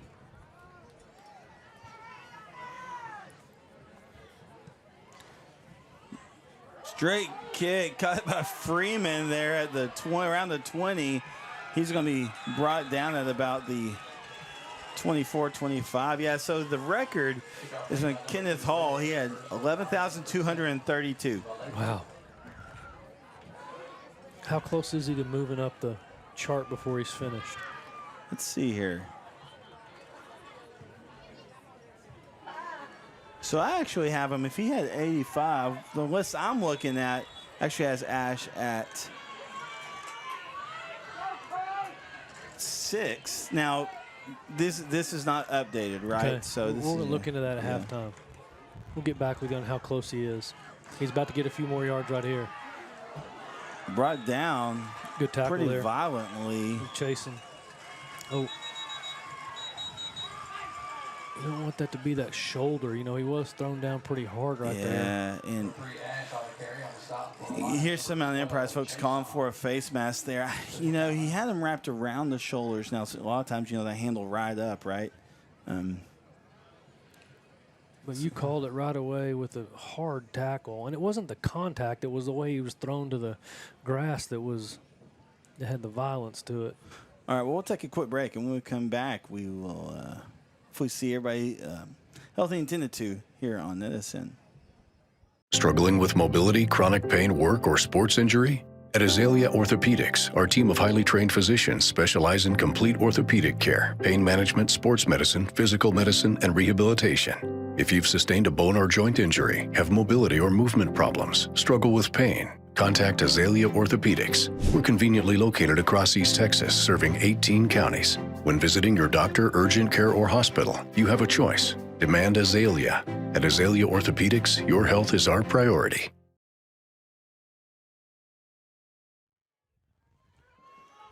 All right, welcome back, folks. Ash able to get off the field in his own power, so looks to be okay, hopefully. And came off a little gingerly there. Alsop with the ball, circle buttons it. Oh. Picks up a yard.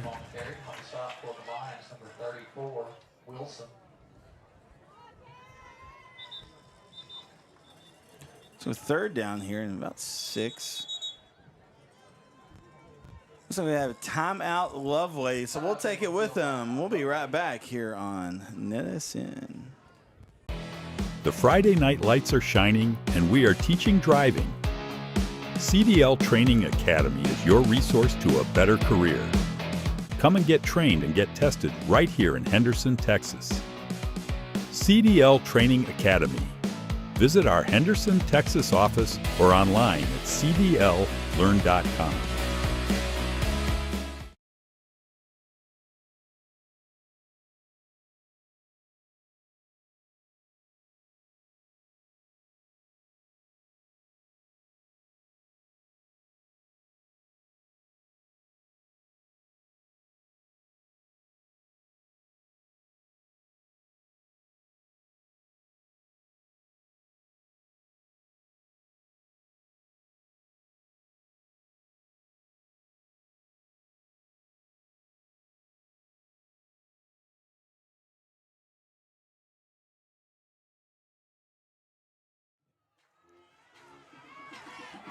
Well, here we go. 3rd and 6. Ash is already back in there. He's taken down for a loss of about 1. I think that's probably Lovelady. It's going to call timeout. And we will keep it here with you. Minute 10 left, first half. Good stop there by Lovelady. Looking at a 4th and, what is it, about 7 it looks like probably, for Mount Enterprise. Big play here in the first half. I would think they would punt, Jaron. They're at their 31-yard line. You don't want to risk giving the ball away up 14, but giving the ball away in plus territory with a minute left. These teams have shown that's plenty of time to score. So let's see what they do here coming out of timeout. Yeah, I mean, again, you have a 14-point lead. You'll get the ball at half. And it does look like they're going to have Alsop come and punt. Yeah, I think it's probably the right call.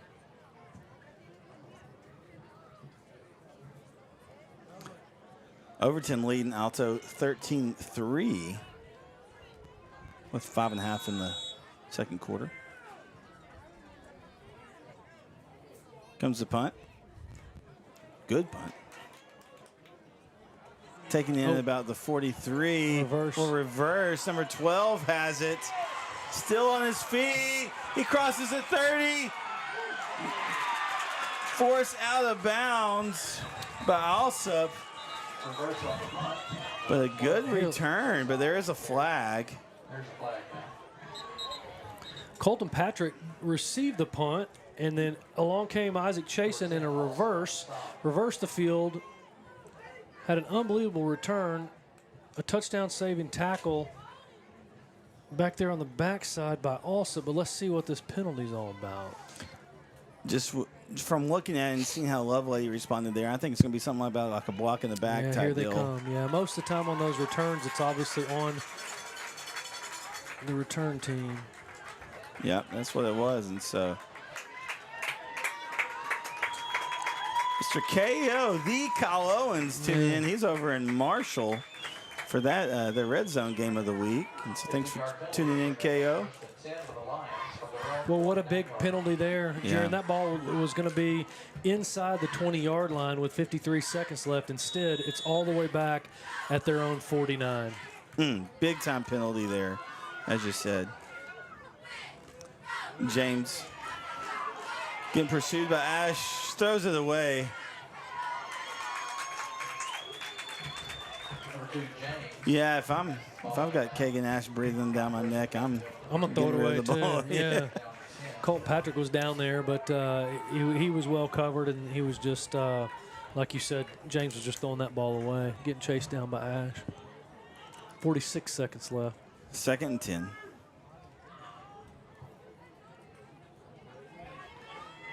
James, quick throw, just a little out of the reach of the intended receiver, Barrett Stouffer. I said it before, but I'm going to say it again. I would try the inside slant. I mean, you don't need 42 seconds to run at 50 yards once he catches it and runs like he has a couple times tonight. Stouffer got it once. Chasen got it once. So I would come back to it right here. Got an official timeout. I think they're talking about the spot.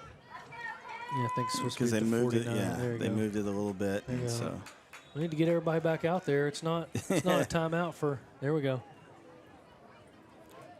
These teams are both going to take advantage of a little extra time to chat about a big play here. Refs got them out of their huddles and back onto the field as they spot the ball correctly at the Lovelady 49. So 3rd and 10. James Wills left. Comes, throws. Oh, in and out of the hands of Barrett Stouffer. But double coverage there by Alsop and Rubio. Yeah, good play on the backside. Mount Enterprise doing a good job not giving up the big play on a deep ball with under a minute to go in the half. Really good coaching there. They got a safety and a corner running deep with the receiver. Coach Ponder over here coaching for Mount Enterprise. He's got that towel around his neck. You know who he reminds me of? Hal Mummy. If you remember the air Kentucky raid too, wizard. Yeah. Hal Mummy, who's actually quarterback's coach at Division III Centenary College right now. Okay. Still wears the towel around his neck. Great. Free play. I wouldn't even punt it. I would throw it. Well, they blew it dead. Okay. Maybe because he was going to be unevaded to the punter. I don't know. But, you know, in that play, I'm not sure the punter could have thought that quickly. But if he's got a free run out, you see a lot of guys at the next level, they'll just throw the ball downfield. Who cares?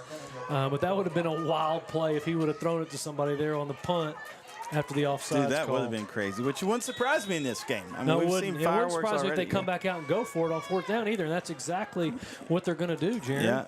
Oh, absolutely. Yeah, you got 33 seconds left. Mount Enterprise says, hold on just a second. We may still have our punt coverage team, punt return team out there. Let's chat about this for a sec. All right, we'll take a real quick one. We'll be right back. We have gone insane here at CDL Training Academy. Get your CDL fast for only $2,900. How can we do this? Because we're a crazy boys. Get down to Henderson now. Call or click today to get your CDL.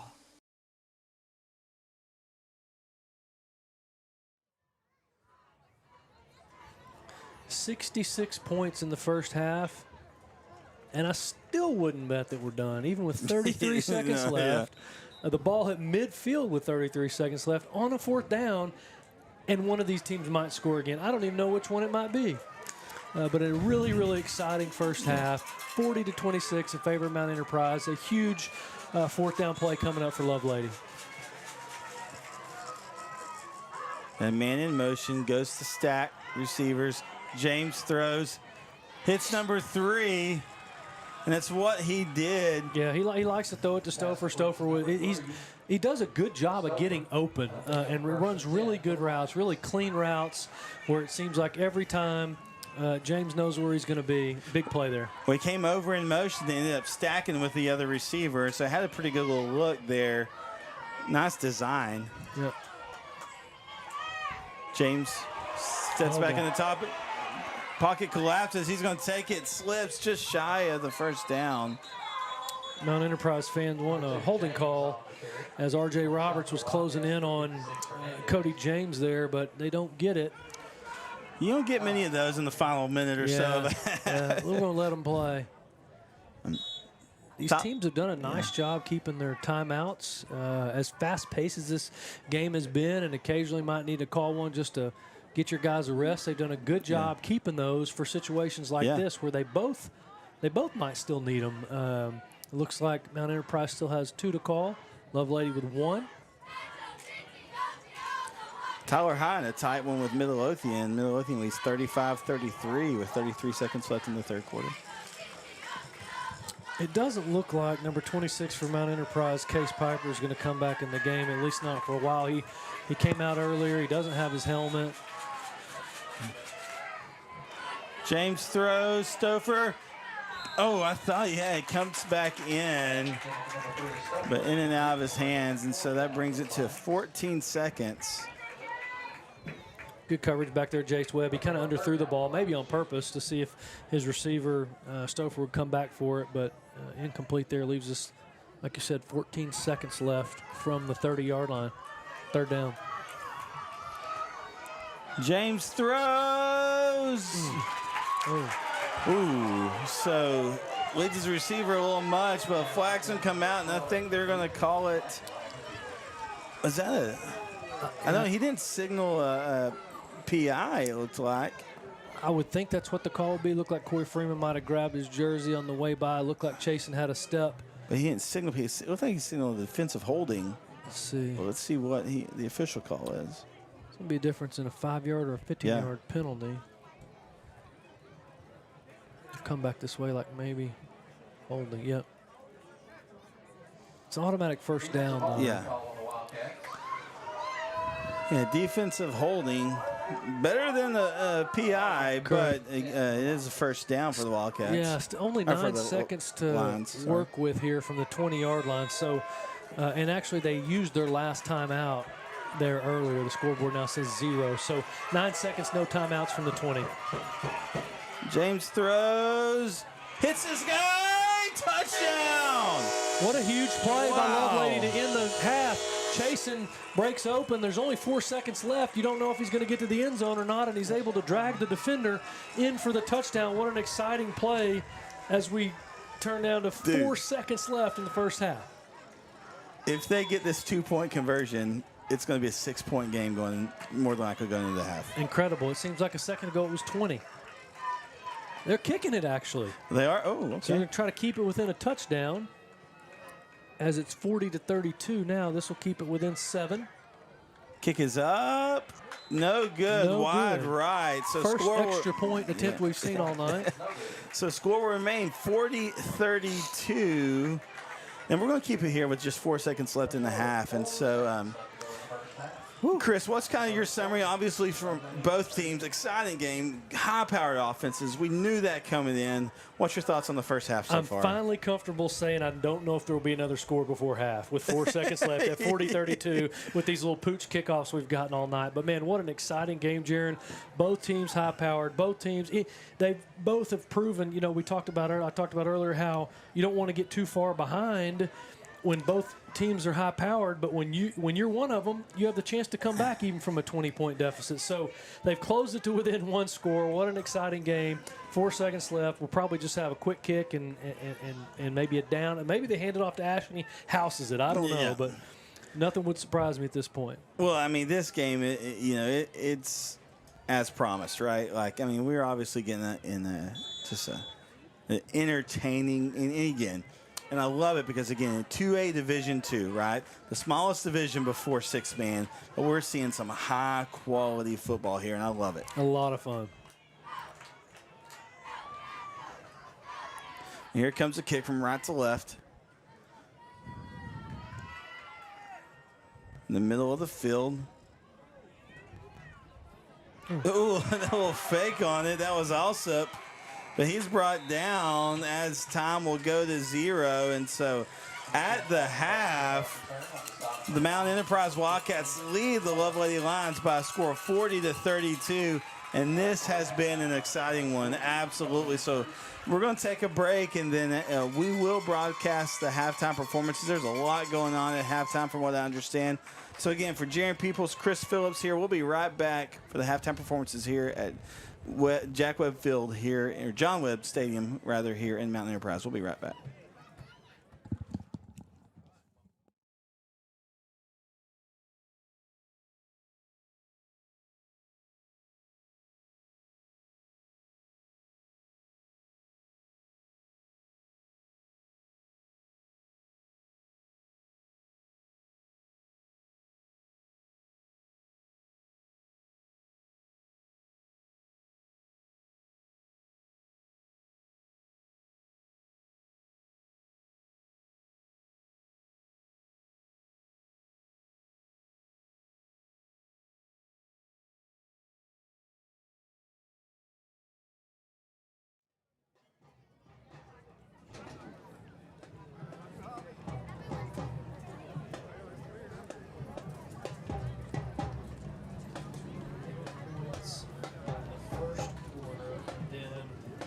22 minus 20.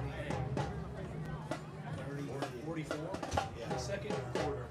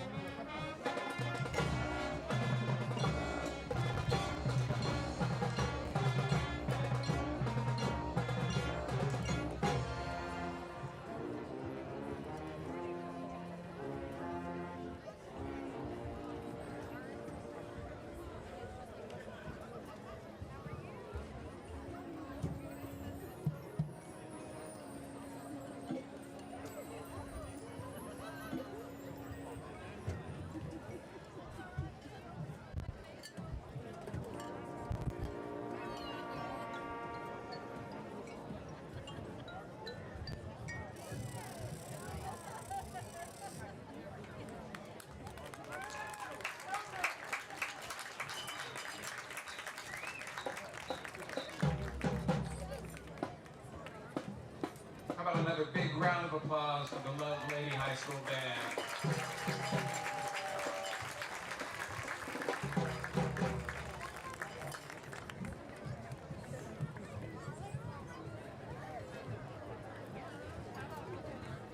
Ladies and gentlemen, at this time, we'd like to welcome to the field our 2025 Mini Twirl Cats.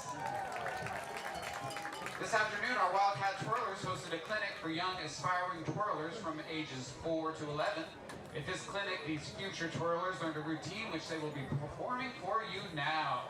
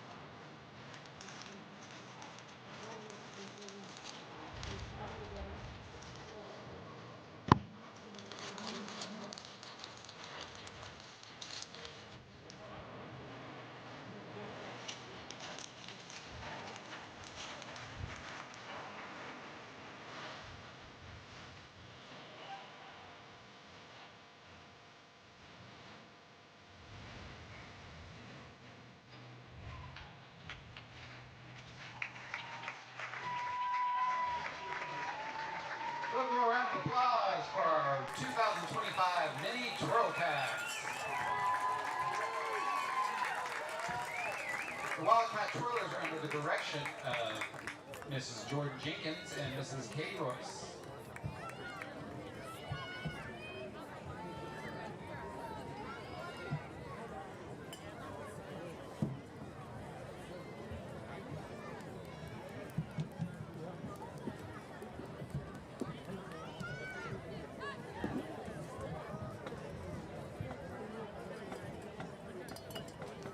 Now, ladies and gentlemen, for your halftime entertainment, Mount Enterprise ISD proudly presents your Wildcat Marching Band. The band is being led onto the field by junior drum major Kennedy Keeling.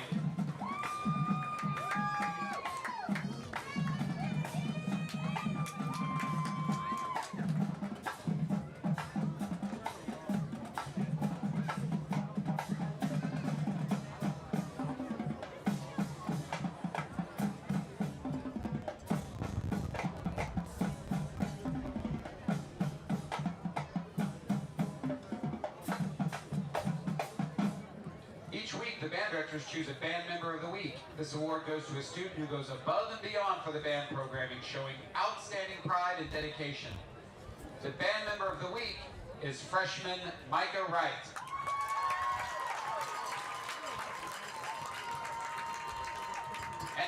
Performing their 2025 marching show entitled Don't Rain on Our Parade, here is your Wildcat Marching Band.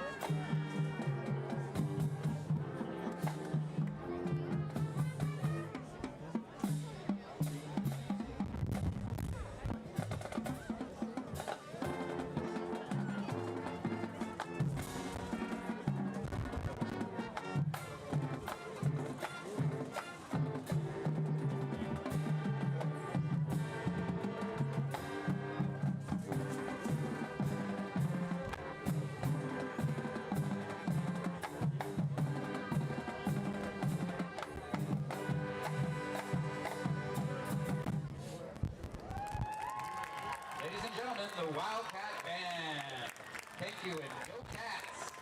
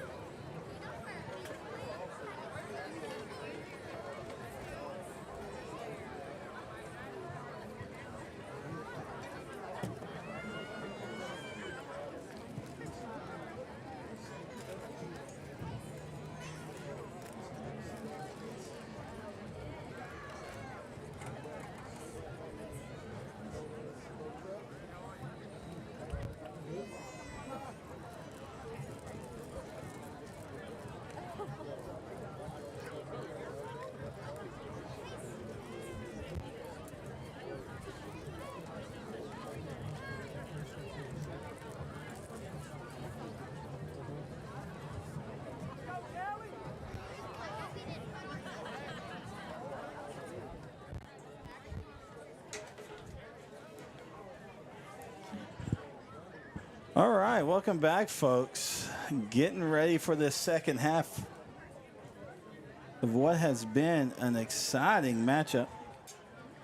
Man, Sure really has. just not a fireworks so far, and we still got another half to go. And you and I were talking about it, Chris, and I just kind of had to think about it as we kind of gathered our thoughts at halftime because everything was just firing off so quick. Lovelady ended up scoring 14 unanswered points, right? To end the half, and because it was looking a little bleak for him at one point, right? And particularly when you have an offense as electric as Mount Enterprise. But kudos to both teams, right? And for playing hard and going into the second half, I think we're having a competitive game.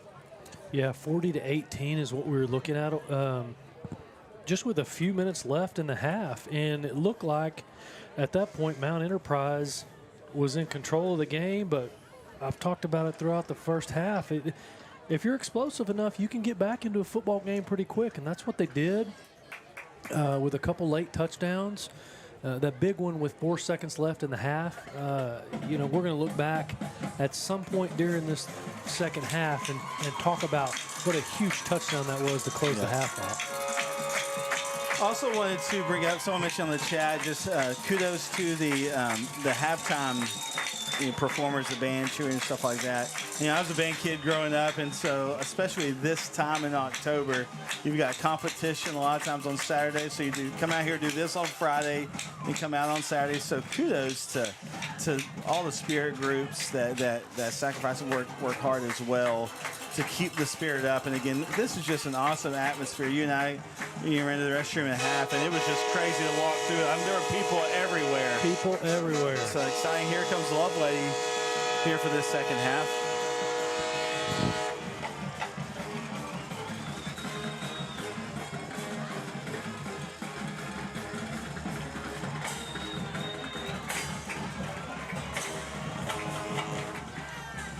All right, so getting ready here.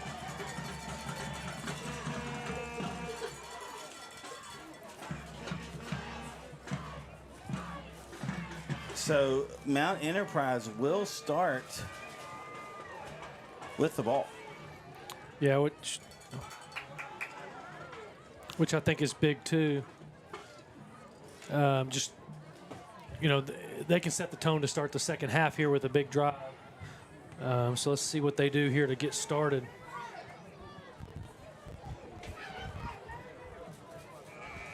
All right.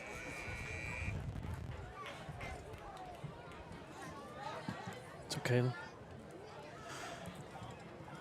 You hear me okay? Oh, I hear you. Yeah, we're having some headset issues here, but it'll be good. So as long as you guys can hear us, we're good. I can hear you. You can hear me, ish. So I got you. All right, here we go.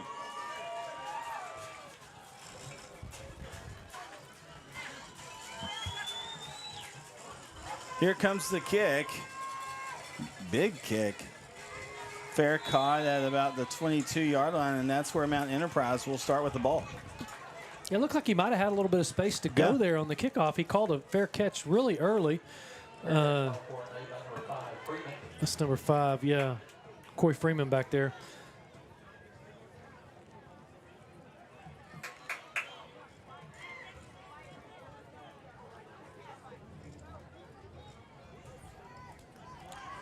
All right, so the Mount Enterprise offense will start on their own 3-yard line, it looks like.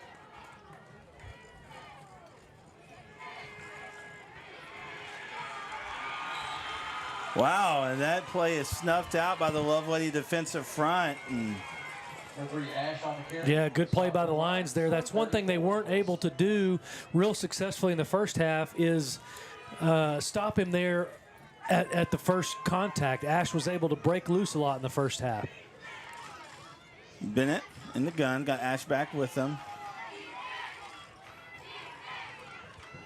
Also back there as well. Hand off to Ash. Finds a gap, cuts back to the right. Ash on the carry on the stop for the Lions, number 1, Baker. All right, and so we have an injured player on the field, so we'll take a break. We'll be right back here on NETSN. The Friday night lights are shining, and we are teaching driving. CDL Training Academy is your resource to a better career. Come and get trained and get tested right here in Henderson, Texas. CDL Training Academy. Visit our Henderson, Texas office or online at cdllearn.com.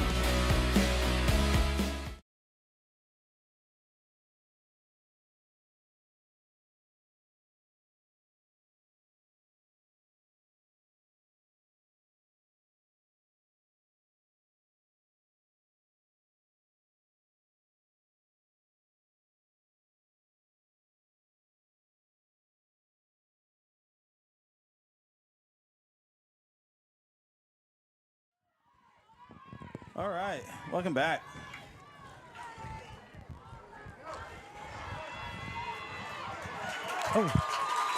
Bennett with the keeper. Yeah, breaks through there again, kind of getting through the first contact and breaking open for a first down run. Well, Ash takes some hard hits and goes down hard and comes off limping, and boy's back in the game the next play. He ain't worried about it. All right, Bennett on the keeper, using his legs. Yeah, big run. I'd like to see Mount Enterprise go with a little bit of pace now, too. Yeah. They kind of have Lovelady on their heels, and it looks like they're trying to get up the line as quick as they can to get this thing going because they've gotten chunk plays the last 2 times. If you keep them from subbing and keep them on their heels, you can really get a drive going. 1st and 10 now on Lovelady's 47-yard line. Pitch to Alsop, cuts back in, grinding. He had a little window there, he too, did. Jaron. I mean, if he got it through there a little bit quicker, he might have taken it. Well, and I think they got the edge of a shoestring there and brought him down. So I think you're going to continue to see a lot of 19, 10, and 3 on the offensive side here for Mount Enterprise in the second half. Ash lined up, takes it. Same play there, except he faked the handoff that time and kept it himself. They stop him for a loss. So they're going to say no gain. So 3rd and 8.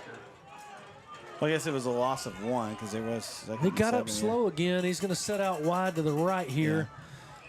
You got twins on both sides. Looks like they might be in a situation to throw the ball, something they haven't done a ton tonight. Bennett, Wills is right. Hits Jason Webb. Good play. There at the last second, he pulled it down and threw it to Webb. He was aware that he was still behind the line of scrimmage and ends up with a first down play that looked like it was going to be busted and stopped by the Lions. Really good, smart play there. A little bit of an option play there, and again, he was able to keep his composure and not just go willy-nilly. He was able to keep his composure. He saw that kind of safety route there on the outside and took it. Hand off to Ash, cuts back in. Punches out 9 yards. He'd probably be better on one leg than a lot of kids are on two. He's got that much talent. Yeah. But he's been banged up multiple times tonight, but still keeps getting back in there, ready for the next play. Tough young kid. Tough kid. He's splitting out wide again here on second and short. 2 receivers near, 1 far. Single back set. That's awesome. They hand to him. He got some gap. He crosses the 10. He's in. Touchdown. Aiden Alsop for the Wildcats.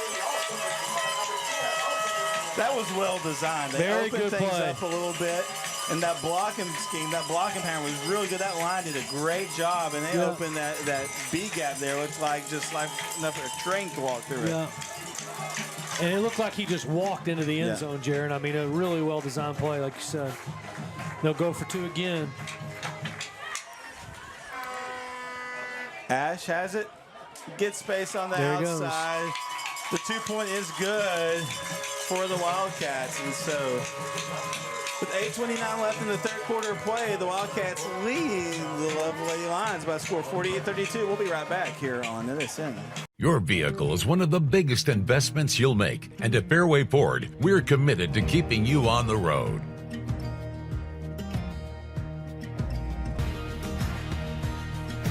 Our service technicians are experts in all aspects of every vehicle we put our customers in. And with our mobile service, you can stay safely where you are. Our team comes to you to fix whatever issue you're having. Learn more and book your next appointment at fairwayfordhenderson.net.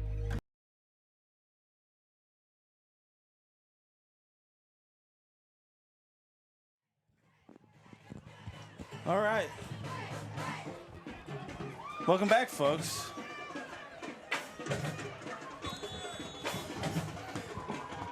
Well, Mount Enterprise picked up where they left off during the middle of the second quarter by starting with a nice touchdown drive. Ooh. Try a little onside kick there, it looked like.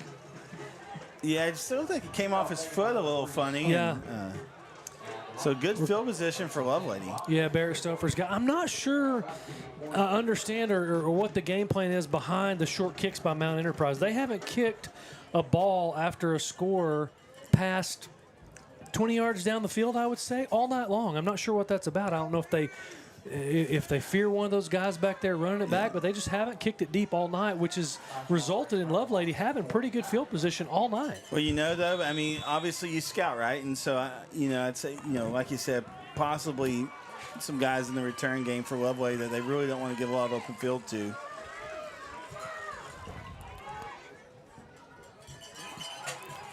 First and 10. Hand off to number 1, a new ball carrier here for Lovelady, and he's still on his feet.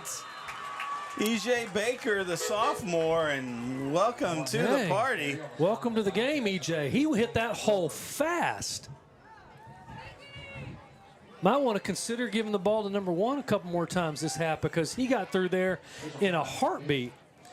And that's what I'm saying about the field position, Jaron, as we have a player down on the field. We'll take a break for a second, but what I was saying about the field position is when you give them the ball at midfield or thereabouts every time, they're just one chunk play from being in the red zone. Absolutely. So, again, we'll take just a real quick one here as they tend to this injured player. We'll be right back here on NETSN. We would like to thank Christine Vasquez, CPA, PLLC, the official accountant of NETSN. Have you sustained a bone, joint, work, or sports injury?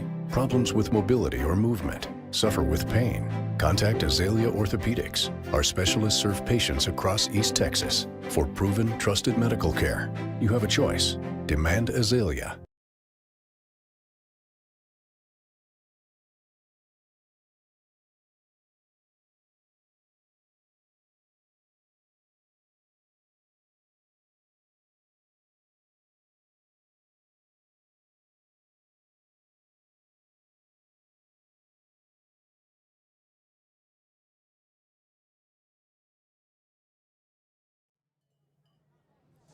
All right, welcome back, folks. It's kind of an extended player down here for Lovelady. Mount Enterprise's coaches walked out there as well, check on him. Not sure what's going on, but. Yes, we will. Let's go to some other scores here as they're tended to. Again, hope everyone's okay and being tended to. And looks like there's some. There he goes. Well, darn it, he's going to have to get helped off the field. That was a huge run there by E.J. Baker, the sophomore, and he's the one that's getting helped off the field after that run. Shame to see that because it was a great play. And, you know, just as a watching the game, you think you'd like to see more of that coming from Lovelady this half, but I'm not sure the way he's limping off the field, he's gonna be able to come back. Hope he gets well. Well, one thing about this Lovelady offense, and I saw as I was looking at stats and stuff in prep for the game tonight, was they have a lot of different ways they can do it, right? So, and they hand off. There's another one. Vallejo crosses the 20, the 10, brought down just shy of the goal line. He's got a lot of speed, too, and they're trying to move quick just to get up to the 1 yard line there to run the next play. I think Lovelady plays their best football when they're at pace, when they're just going quick. So single back set, Vallejo. James is going to keep it. Touchdown Lions. Yeah. Kind of pick up where we left off with the pace, Jaron. I mean, it didn't take long for both teams to get in the end zone to start the second half. Let's see what they do here. You know, to end the half, they ended up going for a PAT. Looks like they're going to go for 2 here. Down 10. This will get it back to within 8, one score game. James keeps it, cuts back in. 2-point is good. So 48-40 the score. The Wildcats still in favor. We'll be right back here on the Northeast Texas Sports Network. There's something spooky going on at Stillwater RV Resort. Tales of old coming back to haunt the guests and the locals alike. Stillwater and CDL Training Academy present the Haunted Bus Ride. Take a trip back to see the resort of old and witness the staff come to life to bring back souls that are so bold. If you dare try to ride, fright and fear will be by your side.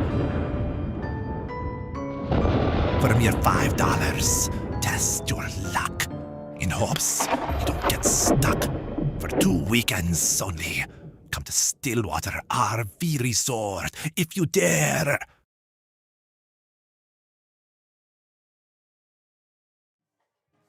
All right. Hey, thanks so much for our sponsors. One of our newer sponsors, Stillwater RV Resort, partnering with CDL Training Academy, one of our other sponsors, doing a haunted truck ride. Fun. And so next weekend, be sure to check that out. We're looking for things to do a little on the scary side in Northeast Texas. So be sure and check them out. Been great sponsors of ours this season.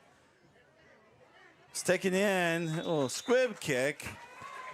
I think that the way that these two teams are kicking the ball off, that sometime during this game, there's going to be excitement on a kickoff. I don't know what it's going to be. If it's going to be a recovered onside kick at a big time, a fumble because that ball's bouncing funny, something. Just mark my word, Jaron, something's going to happen in the tightness of this game late on one of those little kickoffs. It's going to have a factor in this game. You heard it here first, folks. Let's see. All right, so 1st and 10 now for the Wildcats on their own 46-yard line.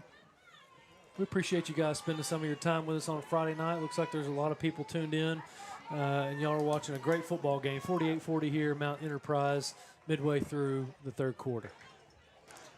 Bennett hands off to Ash. Just kind of straight away, nothing fancy about that one, but picks up about 3 yards. Just right down the gut. We talked about it earlier. He doesn't mind the contact, going to play college football on the other side of the ball where he'll be hitting a lot of people. So even as a running back, sometimes he just lowers that head and looks for contact. 2nd down, 7 to go.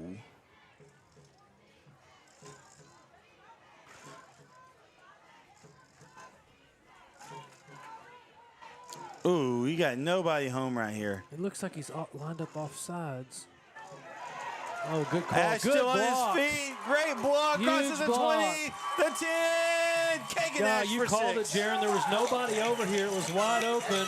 And then out there, the wide receiver, Jace Webb, with a great block out there in space to really spring Ash for the long 50-yard touchdown run. There's something with that offensive setup. It made the secondary for Lovelady to drift over, but you had Webb over here, and then again, put him in perfect position to lead block here because he wasn't meeting any resistance, and opened up a lane for Ash.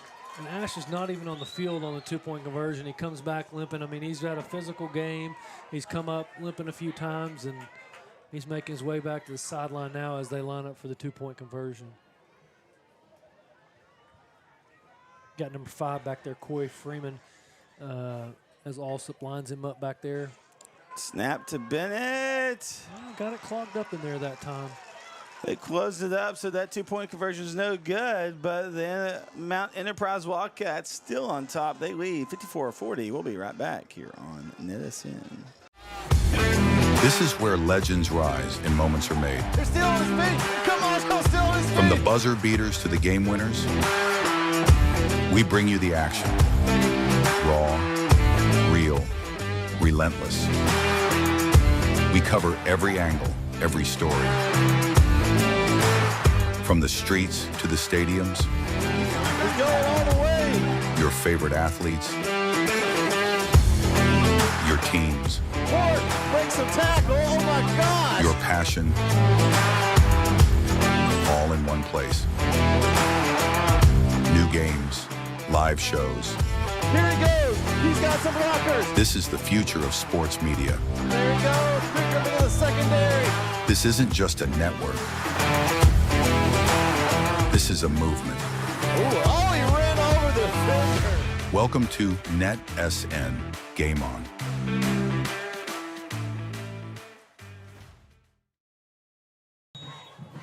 All right, folks, here we go. 7:24 left. Back to a two-score game, 54-40. Another borderline onside kick there, fielded by Barrett Stouffer there. And so again, Lovelady will start right at about midfield.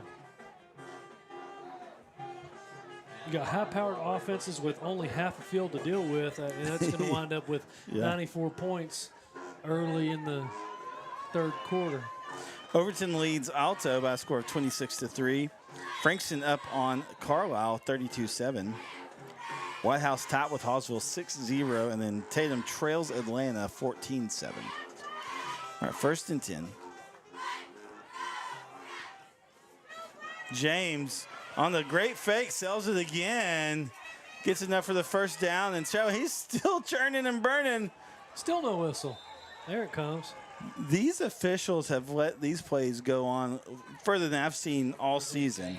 Yeah, pretty late there. Good play, but back to your point too, Jeremy. He does a great job with the play fake, and he keeps it and takes off.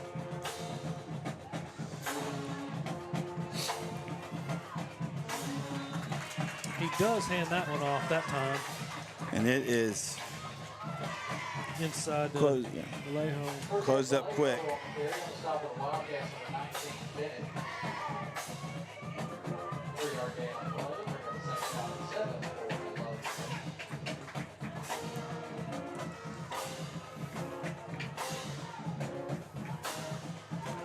All right, so 2nd and 7. Quick pass out again to the outside. He gets some space. That's probably his favorite target tonight. Number 3, Barrett Stouffer, here on the outside, already with the touchdown tonight. He looks for him pretty regularly when he does drop back and throw it. Official timeout again.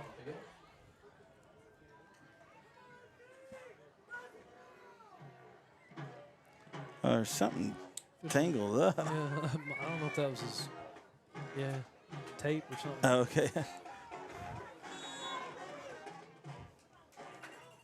No, I think it's coming off of the shoe of one of the Mount Enterprise players. Looks like maybe Bennett. Oh, okay.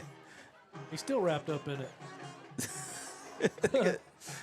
It's like some type of string from tape or something. Man, they're all like acting like spider webs. The ref looks like he's reeling in a fish. Look, coach is coming out there. What is going on? 'Tis the season, like in spider webs, you know. Let me have that stuff, coach says. Give me that stuff. They all look like they're tangled up. I know, in that's it. what It I'm looks saying. like It's a all person over. walking through a spider web and they're fighting their way through it. It's Halloween time, yeah. That's funny. All tangled up. Here we go. Man in motion. And up to Vallejo. He spurts through. Touchdown, Lovelady. He springs it. He's got some speed, Jaron. When he gets through the first layer of defense and has an open lane, he can take it to the house just like Ash on the other side. All right, so it looks like they're going to go for 2 again. Okay. They'll make it a 6-point game. Yeah, could get interesting.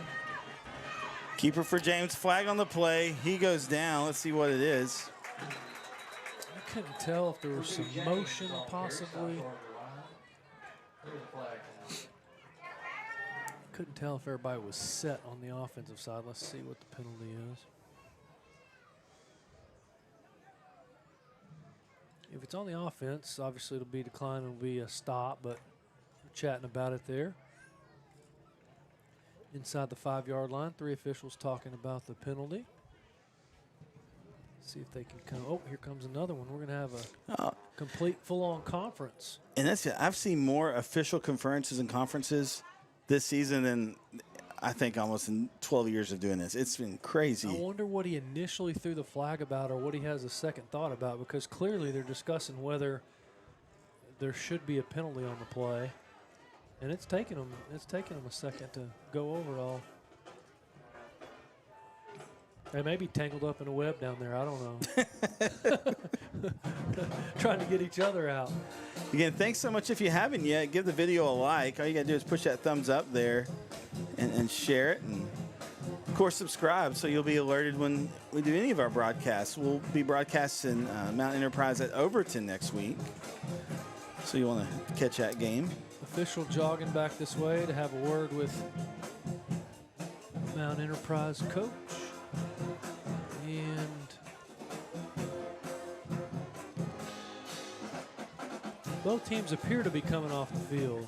So they're going to call it a stop. We got a chop block on the offense. So that penalty be declined because they stopped him on the conversion. So it'll stay an 8-point game, Jaron, with 6:20 left in the third quarter. All right, so we'll keep it here. Coming out of that discussion. Interesting call there. I mean, obviously I think between both teams and over 100, right at 100 points, I think we had one extra point attempt on the night, and it was by Lovelady. They missed it. And so they have an opportunity to come back now to make it a 7-point game, and they say, I think we'll just take our chances going for 2, knowing that we can cut it to 6, or even at 8, it's still a 1-score game, so we'll just take our chances here. All right, so what is going to be interesting, though, is because Mount Enterprise, their last few drives, they've been scoring really quickly, right? And so, which is, obviously you can put points on the board as quick as you can, but you do want to give your defense time to kind of recoup, right? Of course, now a lot of these guys, of course, play both sides. There is not a lot of rest. There's a handful of guys whose names we've called pretty regularly on both sides of the ball for both teams all night long, and I just really have a lot of respect for how much football they're playing at this pace with the contact and up and down the field in a fast-paced game.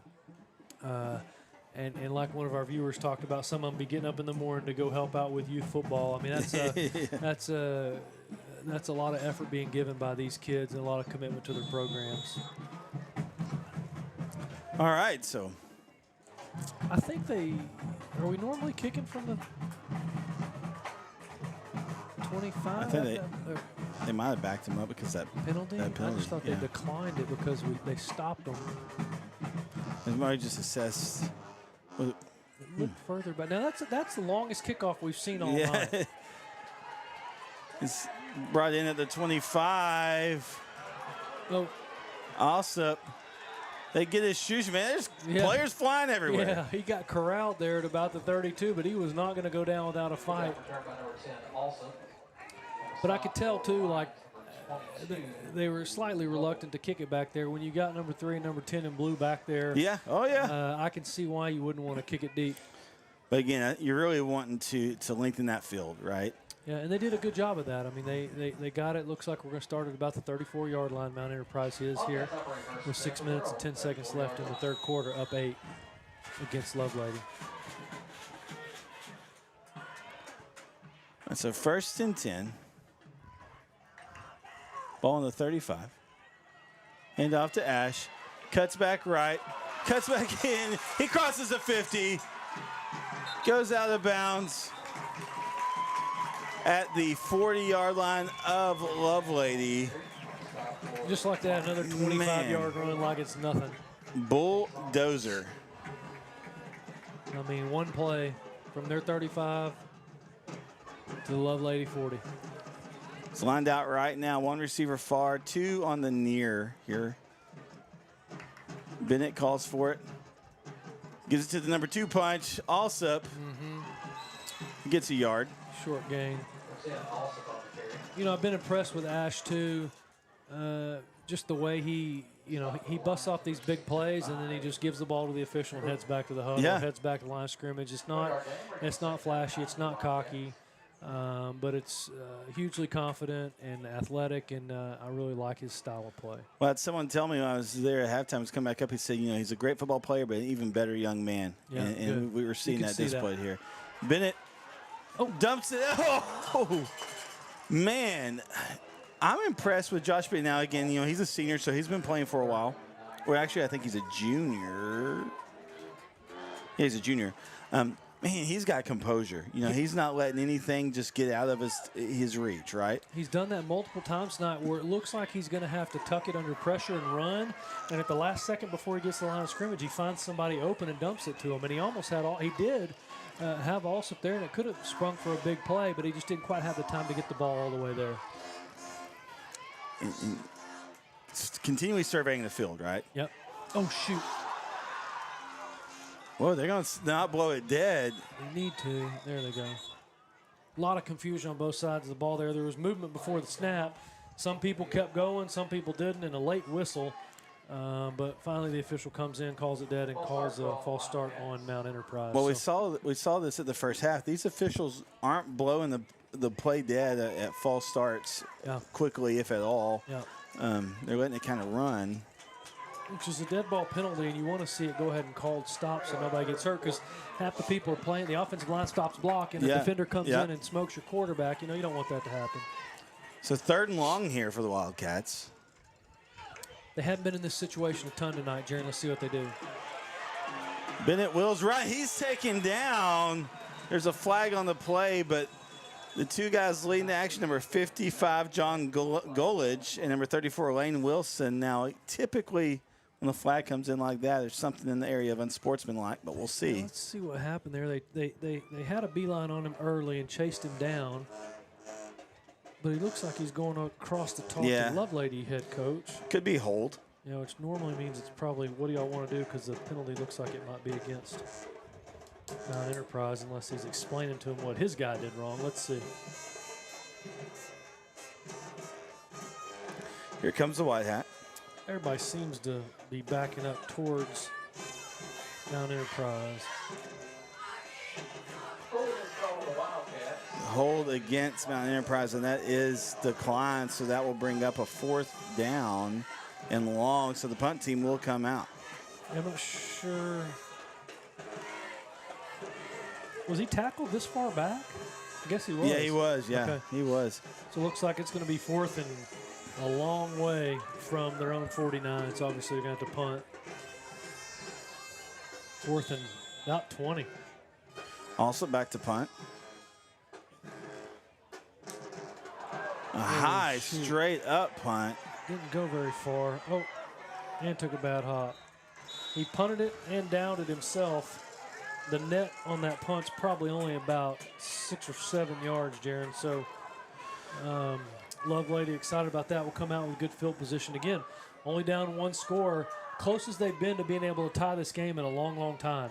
They had to score twice late in the second half to get it within a score, but now they're back to that position. But Mount Enterprise had the ball first to start the second half. So this is their opportunity to go down and potentially tie the game here. So thanks so much for tuning in. Let us know if you're enjoying the broadcast. Give us a like, chat in there. Let us know how we're doing. We'd like to know. A handoff. Vallejo picks up 3. And again, let us know. Are you cheering for the Lions? Or are you cheering for the Wildcats? Or if you're just watching good high school football here on NETSN. And it is good high school football, I'll tell you. Very good, and they're going to pick up the pace again, which is, I think, where they play their best offense. So they're all looking at the play call here, and they'll snap it quick. Keeper for James, still on his feet, gets enough for the first down, cuts back in.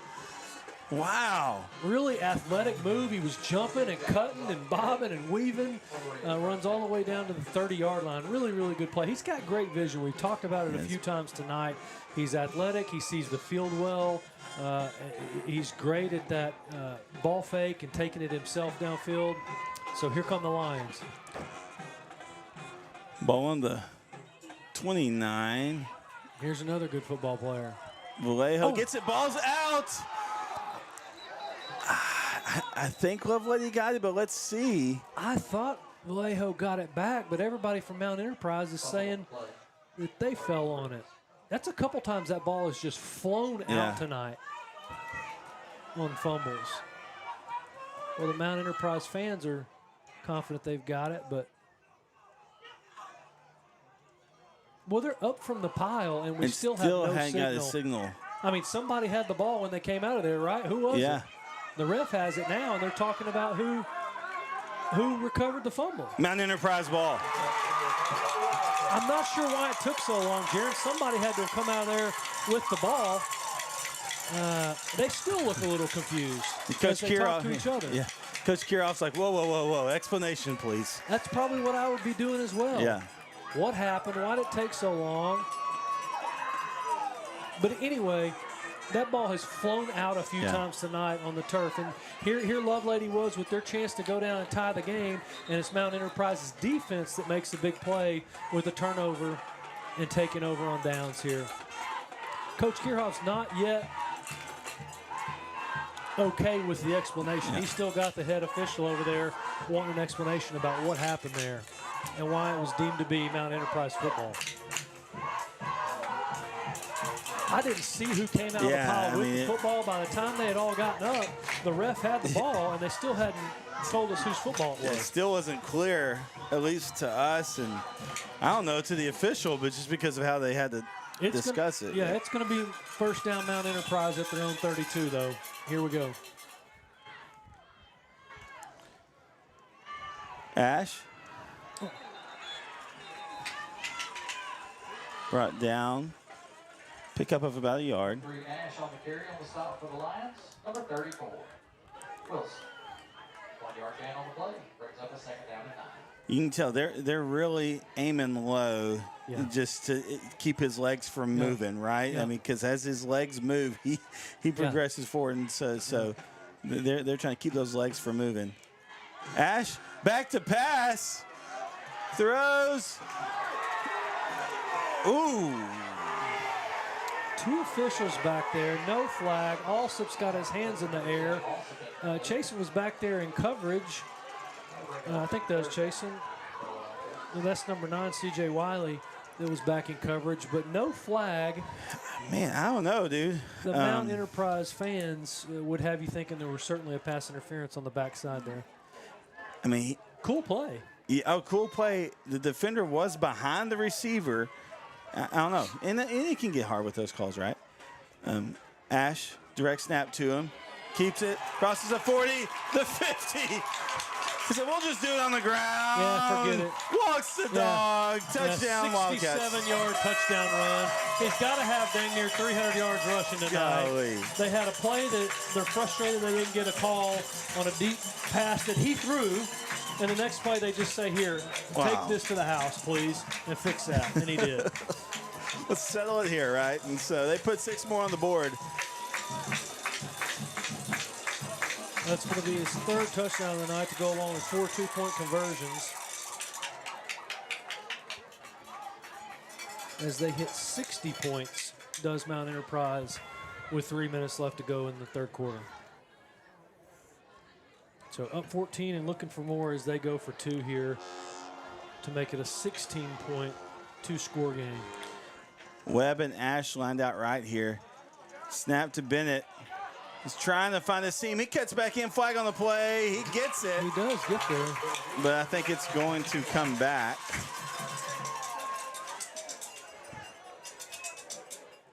Yeah, I don't think there's anything that can happen where that flag is that would be on the defense. Yeah, I don't either. Yeah, holding. Holding call on the Wildcats. 15-yard penalty and a retry. Retry it here.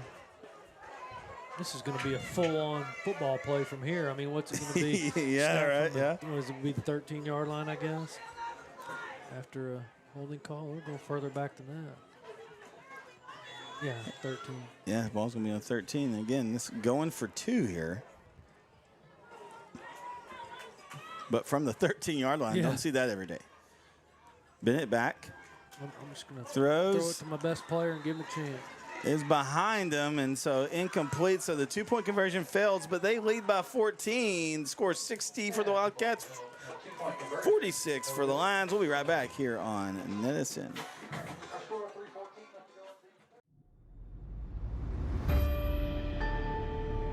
There's something spooky going on at Stillwater RV Resort.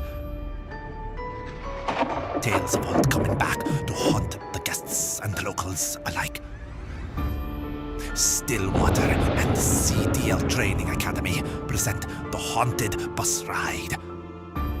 Take a trip back to see the resort of old and witness the staff come to life to bring back souls that are so bold.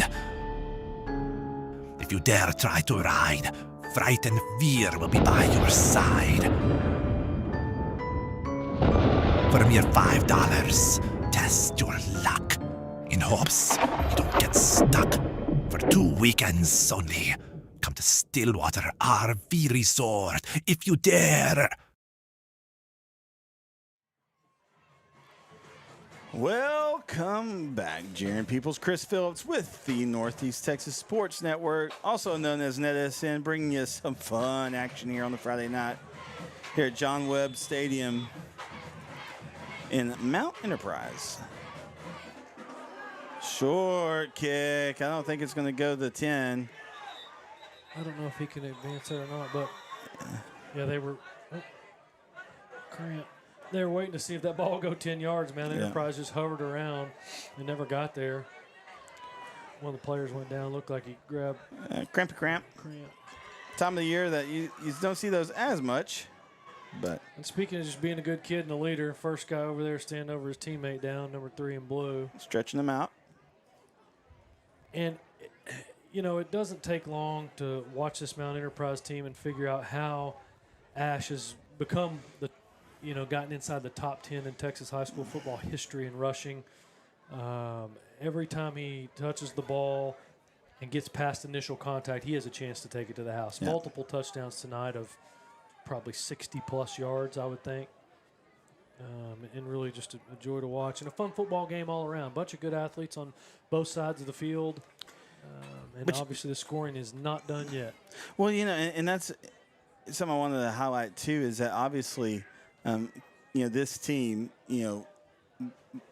follows behind Kagan Ash, right? I mean, he is the lifeblood of this team. But they've got some athletes. Aiden also had a great night so far. Joshua Bennett's doing a great job. We've got some, we've been calling Burkhart on defense, Lucas Burkhart, and some other guys. It's a team of talent, right? Again, 15 seniors for Mount Enterprise, 16 for Lovelady. So senior leadership on both sides of the ball. And up to number 5, ball carrier we hadn't seen yet for Lovelady, trying to get to the outside. They bring in, they try to take us back. That is Courtney Whitaker. Yeah, Courtney Whitaker, I think that's the first time we've seen him with the ball tonight. He's dancing around the sideline over there and trying to stay in bounds and get a few more yards. It ended up being a short game, but he was really trying to tiptoe over there to get a couple more yards out of it.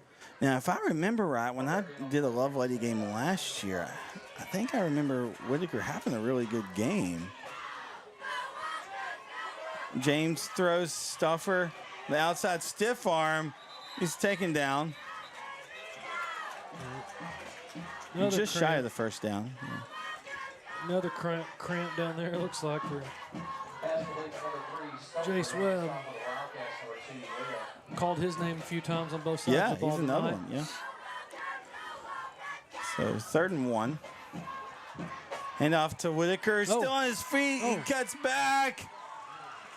Brought down at about the 19-yard line, so a change of pace for sure. Good block out there by wide receiver Isaac Chase, and I think if the back would have been able to cut outside, he may have been able to take that one to the house, did Whitaker. James keeps it, trying to get a seam on the outside, crosses the 10, the 5. Yeah. Touchdown Lions. Yeah. He's got some speed, I tell you. He's a great athlete, and he found a little space there and ran right for that corner pylon and was able to get there. Great run for the Lion touchdown. That didn't take long. That's not the first time we've said that tonight, is it? I'm telling you, we are in basketball score territory. You're right, just about. 60-52. We are. All right, so Lovelady going for 2. And again, we still got over a quarter left, 2:27 left in the 3rd. Okay. Whitaker marches in, puts 2 on for Lovelady. So the score now 60-54 in favor of the Wildcats. We'll be back here on NETSN.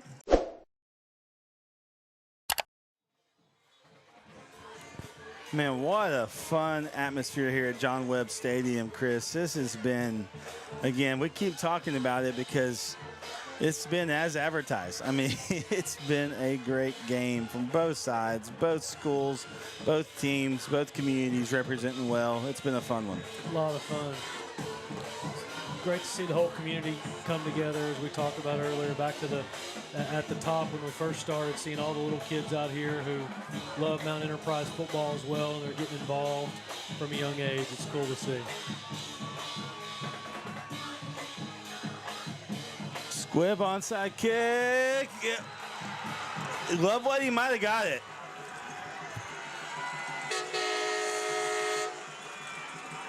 I told you something funny was going to happen on one of these onside kicks. Mark it down. Just felt it, and sure enough. So we'll be Lovelady ball as they trail by 6. Right at midfield. Right at it. Yeah, and I'll tell you this too, Jaron. I don't think that's the last time that something crazy is going to happen on a kickoff in this game. It's just kind of has that feeling. It's going to be a crazy play at a crazy time when the entire game's on the line. I'm just glad we're here for it. All right, so 1st and 10 on the 50. I'd take a shot in single coverage right here. Hand off to Whitaker. It's kind of a free possession, you know, because you got the onside kick. Now they're going to try to put together a drive and go take the lead in this game, which is smart too. But if you're ever going to take a chance and just try to show these guys that you're here to play, that would have been a good time to try it. Now Vallejo, he's got his helmet on over there, so I think he's okay. I think they're just trying a change of pace here. Maybe with so. Whitaker. Whitaker's a little bit bigger. They hand off to him. He cuts back in. He's brought down. Good job by the defensive front for Mount Enterprise. Stayed disciplined on that. McKelvey, number 53 there with a good solid tackle.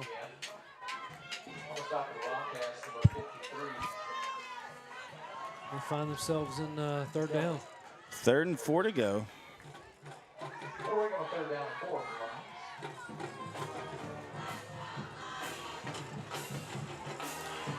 Throw. It's completed to number 12. All right, someone on the chat said number 5 is the brother of Corval Whitaker. He graduated last year. That's what it was. All right. Gotcha. I was like, I remember the Whitaker name. That's his brother. Okay, that's his brother. All right. Thanks so much for clearing that up.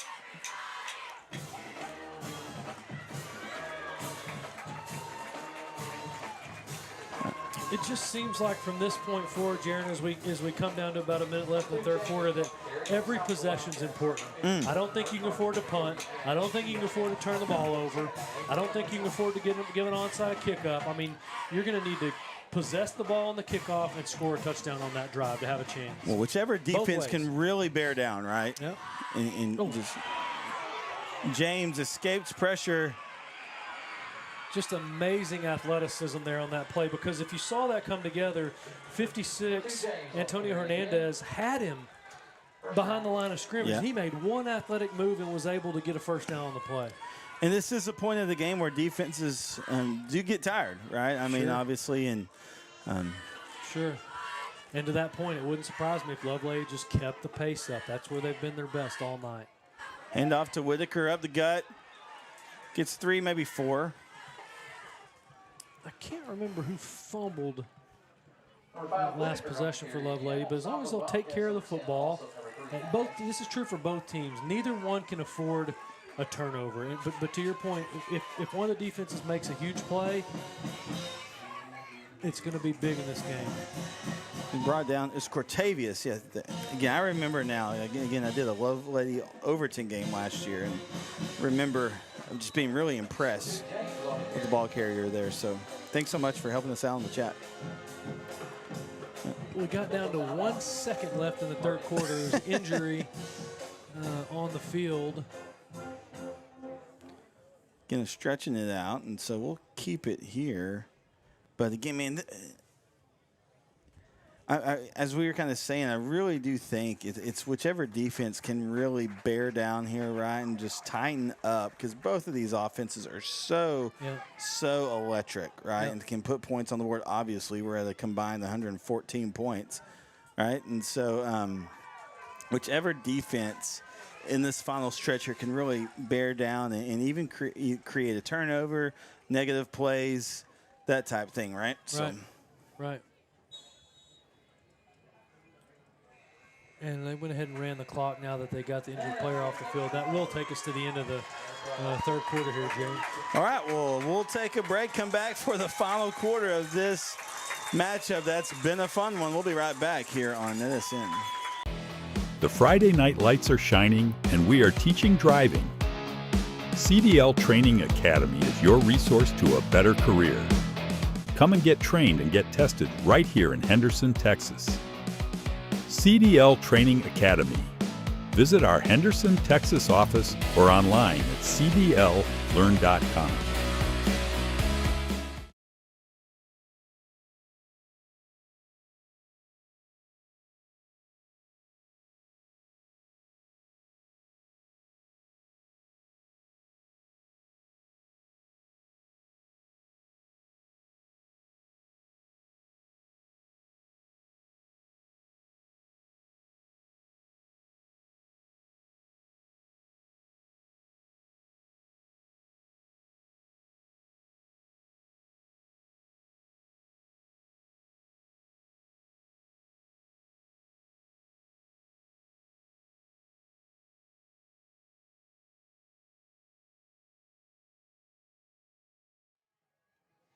All right, folks.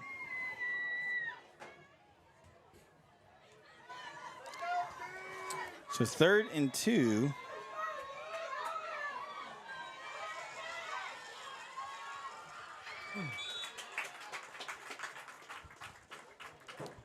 Looks like he's going to be just short. No. Nope, They're going to move it. Wow. Okay. Pull out the note card. Yeah, that was close. Gone are the days of coming out and measuring, I guess, because that was right on the line, but they're going to give it to him.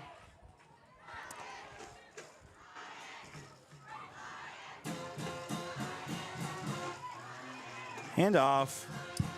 Vallejo back in Vallejo back in. Now, this game, always still got some, season left, but, good chance that this game is for the district championship, right? And so then, of course, you got playoff implications. Now, really, their district bodes well against the other district across the board from 1 to 4. Here we go, handoff to Vallejo. Twist moves, gets it across the plane, and so Lovelady strikes and they goes on top over Mount Enterprise. Man, what a great run there, and 60-60, 11 minutes left in the fourth quarter. What an amazingly fun game. They're going to line up and actually go back to trying an extra point, only the second one that's been attempted all night tonight. They're going to try to take their chance at taking the 1-point lead here. Snap, kick, up. Oh, we missed it No again. good, wide right. And so we'll remain tied. Of course we will. I mean, could there be anything else with this game? All right, so we're tied at 60. Yeah, you heard that right. With 11 minutes left in the fourth quarter. We'll be right back here on NETSN. Struggling with mobility, chronic pain, work, or sports injury? At Azalea Orthopedics, our team of highly trained physicians specialize in complete orthopedic care, pain management, sports medicine, physical medicine, and rehabilitation. If you've sustained a bone or joint injury, have mobility or movement problems, struggle with pain, contact Azalea Orthopedics. We're conveniently located across East Texas, serving 18 counties. When visiting your doctor, urgent care, or hospital, you have a choice. Demand Azalea. At Azalea Orthopedics, your health is our priority.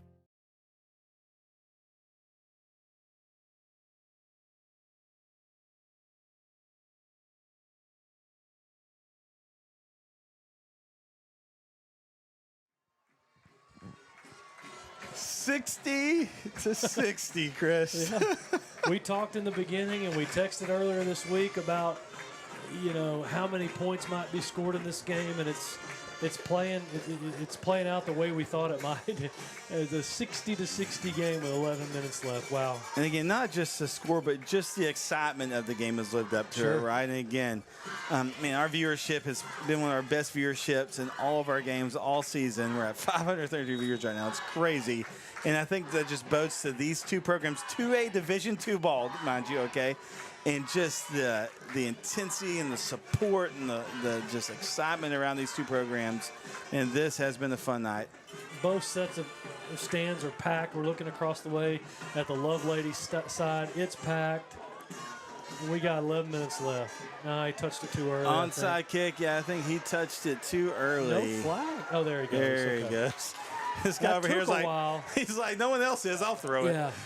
Because it was pretty clear. It did not go the 10. Yeah, Coach Ponder was not going to let that one get by without letting them know it was an early touch. Because clearly from here, the ball did not go 10 yards as it is required to before the offense can touch it on an onside kick.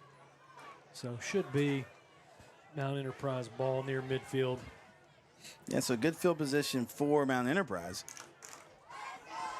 I don't remember the last football game I watched where so many drives start at midfield. I mean, that's probably another reason. That's right, yeah. We've had so many points is everybody's had pretty good field position every time they've started a drive. I don't know that we've seen a drive start.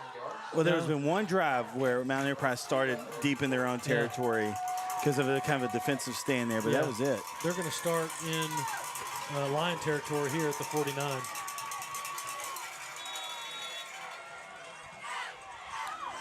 Two receivers, Ash and Freeman. Bennett ends off to Alsop. Picks up a couple.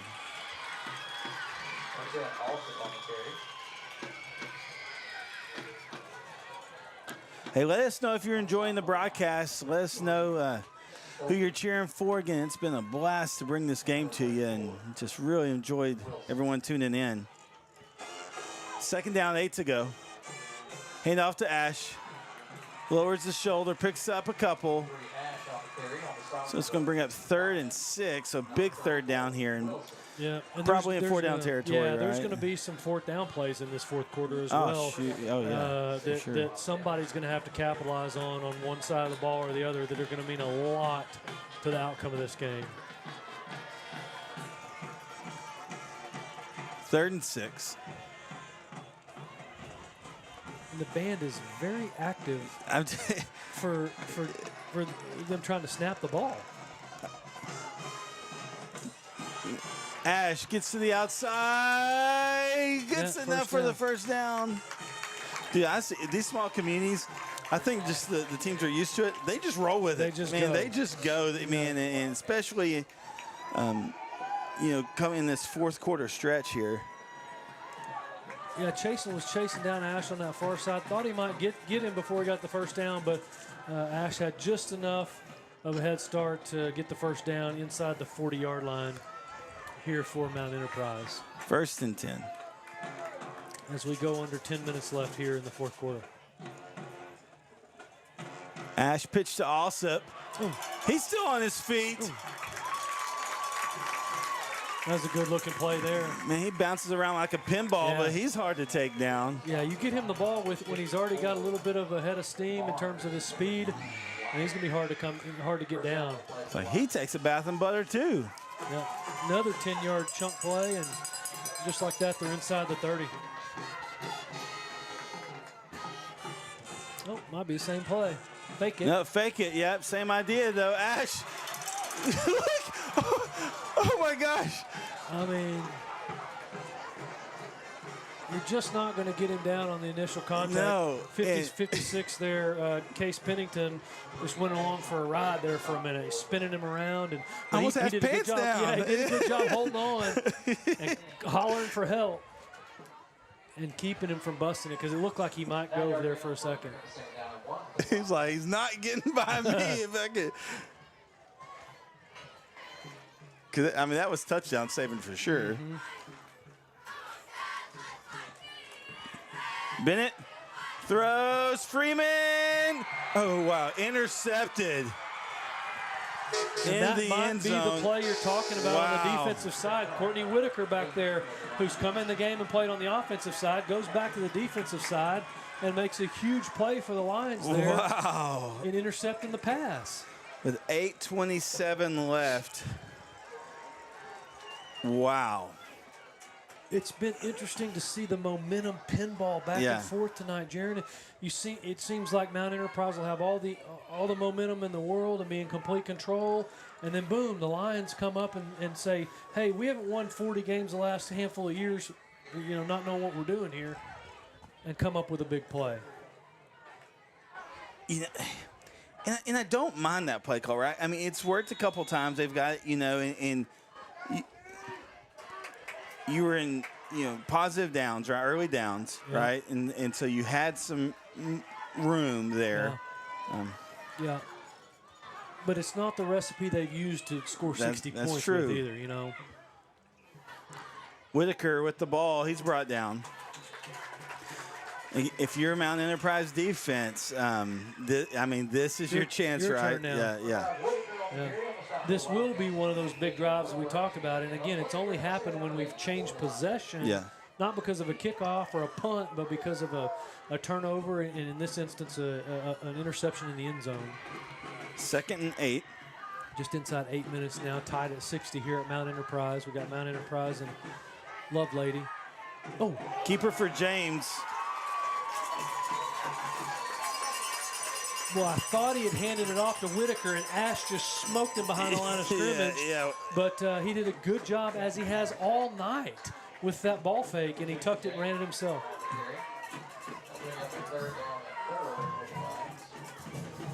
James back throwing. Great catch out there by Chasen. They say his foot was down. What a catch. Chasen. Jace Webb's out there in coverage with him, but a good throw and catch for a first down for the Lions. Cody James just keeps impressing me, Jaron, back there. Whether he's running the ball or throwing it, he's really played a good game back there tonight as quarterback of the Lions. Hand off to Whitaker. Oh. And they were going to strip that ball.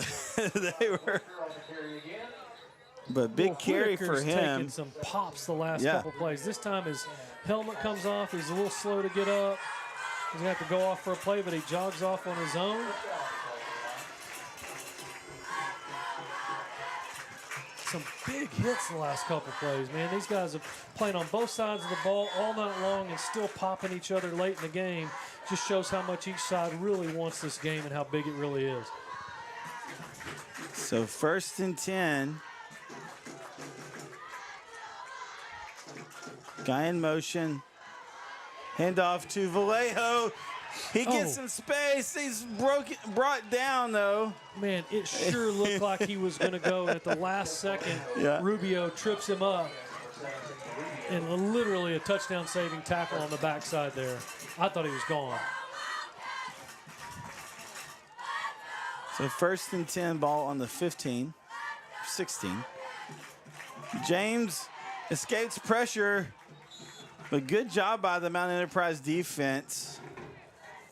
Yeah, real good job. Everybody closing in there on the play. 15, the first one there, Tanner Wilburn.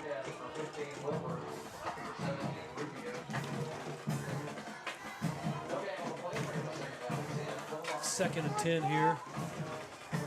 Little pitch inside of number 22. Oh, great tackle. Tanner Wilburn again. Couple of really good tackles by Tanner Wilburn late in the game here for Mount Enterprise. Jared, and really, you know, you talked about how their defense is going to have to make a couple big plays. Well, they got them behind the sticks for a 3rd and 15, a huge 3rd and 15 with 6 minutes left here. He says, been a while since y'all called my name. Let me go ahead and change that. So 3rd and long for James. Throws, open receiver, just leads him. A little too much unintended for Ryder Lavelle, and wow, he had him. God, he had him. Rubio was trying to keep up with him, but Lavelle got behind him, and they had a chance there, did James, to hit him on a big touchdown. All right, the crowd's really getting into it because we got a huge fourth down play with 5 minutes and 50 seconds left, tied at 60. 4th and 16 for Lovelady. Here we go. James back, throws, pass falls incomplete. Broken up at the last minute. What a great play back there by number 5, Coy Freeman on the backside. Whoa. The receiver was open right in his hands, and Coy said, not today. Yeah, Lane Wilson had broken free as the tight end and gotten deep back there. But what a great play on the backside by Mount Enterprise. So both defenses, we're talking about which defense is going to make a big play. Both of them have made huge plays here in the 4th quarter. Man, how quickly Freeman closed that gap, because, I mean, the receiver had, the tight end had 3-4 steps on him, right? It was going to be a touchdown. But how wild is it, Jaron, that in a 60-60 game, it's the defenses that, to your point, have stepped up and both made huge plays in the 4th quarter. Well, here we go again. This time, Mount Enterprise's chance. Keeper for Bennett. Squeaks out 11 yards. Almost cracked it. Just got tripped up at the last second on the backside there, or he was gone too. Both these teams just have so many tricks in the bag, right? Yeah, and just good athletes on both sides of the ball. You got a pretty good idea where it's going to go with both squads, with a handful of players that have made the big plays tonight. Mount Enterprise is going to take a breather for just a second as we close in on 5 minutes left. I think I need a breather. I'm not even doing anything. 1st and 10. Hand off to Ash. Lowers his shoulder, makes him pay. Picks up 4, maybe 5. You just got to think it's going to be one of the guys on each side of the ball that's made big plays all night that's ultimately going to make a big play in this game to make the difference. And it might be whoever has the ball last. It kind of feels like that kind of game. Yeah. 2nd and 5. Flag on the play. They don't blow the whistle. They're going to call a Lovelady offsides. Oh, okay. This time. Somebody lined up offsides. All right, so against Lovelady.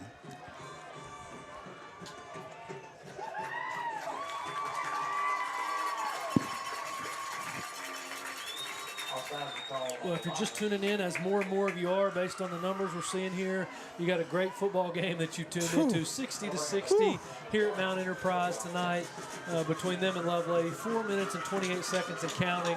Mount Enterprise with the ball at their own 40. How exciting. 2nd and 1. Hand off to Alsop, getting some space, cuts back in. Wrapped up, but not after getting the first down. Yep. What if it came down to a kick? Oh, man. Oh, my. I don't see how it possibly could. I do not know a scenario under which that could happen, but that would be an absolute blast. I can't imagine. There hasn't been a single ball go through the uprights tonight, by the way. First there have been and multiple 10. attempts. Correct me if I'm wrong, but I don't think we've had a single ball go through the uprights. I know we've had 2 missed extra points by Lovelady. Yeah. I had to go back and think about it, but 60 points, and that would be crazy if it came down to a kicker. First and 10, direct snap to Ash. Still on his feet. He breaks away, crosses the 30, the 20, the 10. Just unbelievable. Touchdown, Another 50-yard touchdown run. Has to have been his 4th one of the night. Again, there's contact made at the line of scrimmage, and he said no. They were ripping his jersey trying to pull him down and everything. His legs never quit moving, and he busts one for 50 yards. And even more so than his talent sometimes, it's the competitor in him. Like, you play at the next level because coaches see a straight-up competitor. You know what I'm saying? Now, these points at this point in the game with this type of game are huge. Right? And they are going to go for 2. Going the direct to Ash again. He's going to take it. He's going to cut back in. He's got it. The 2 points are good. 68-60 is the score with 3:36 left in the ball game. I hope you're having fun because we sure are. We'll be right back here on NETSN. Your vehicle is one of the biggest investments you'll make, and at Fairway Ford, we're committed to keeping you on the road.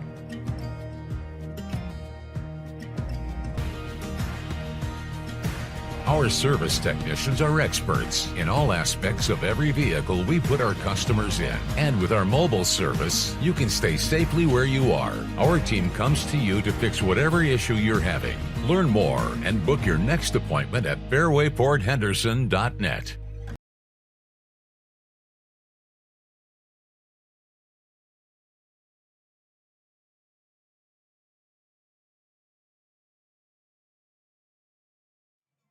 I might pay for it right now. Welcome back, folks.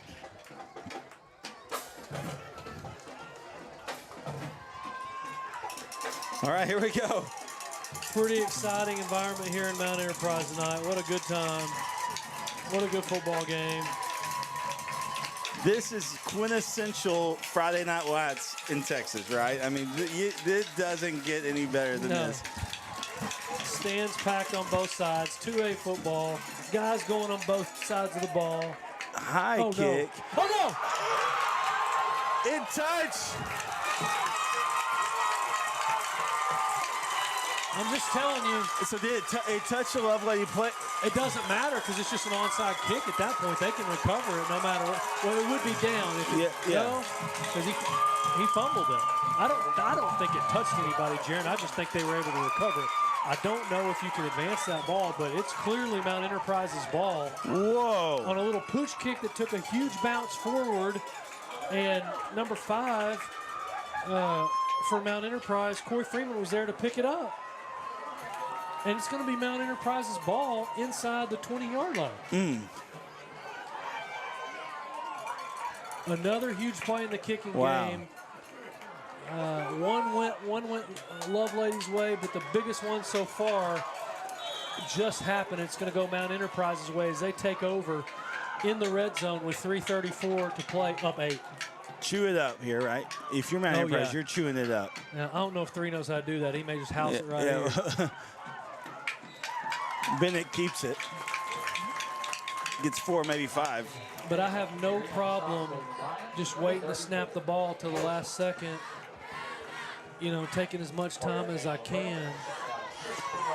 So it's an instant replay. Sorry, we're working on getting replay, not tonight. It's can be kind of difficult to do, but I wish we had it. It was a wild play, though, just to recap it. I mean, it was kicked off. It was a little bit of a pooch kick. It took a big hop around the 30, bounced straight up in the air, and Mount Enterprise recovered it, just like a long onside kick, basically. Yeah, and there was no arguing on Lovelady's side, right? No, I mean, they didn't. No. Ash gets to the outside, walks it in, touchdown, Wildcats.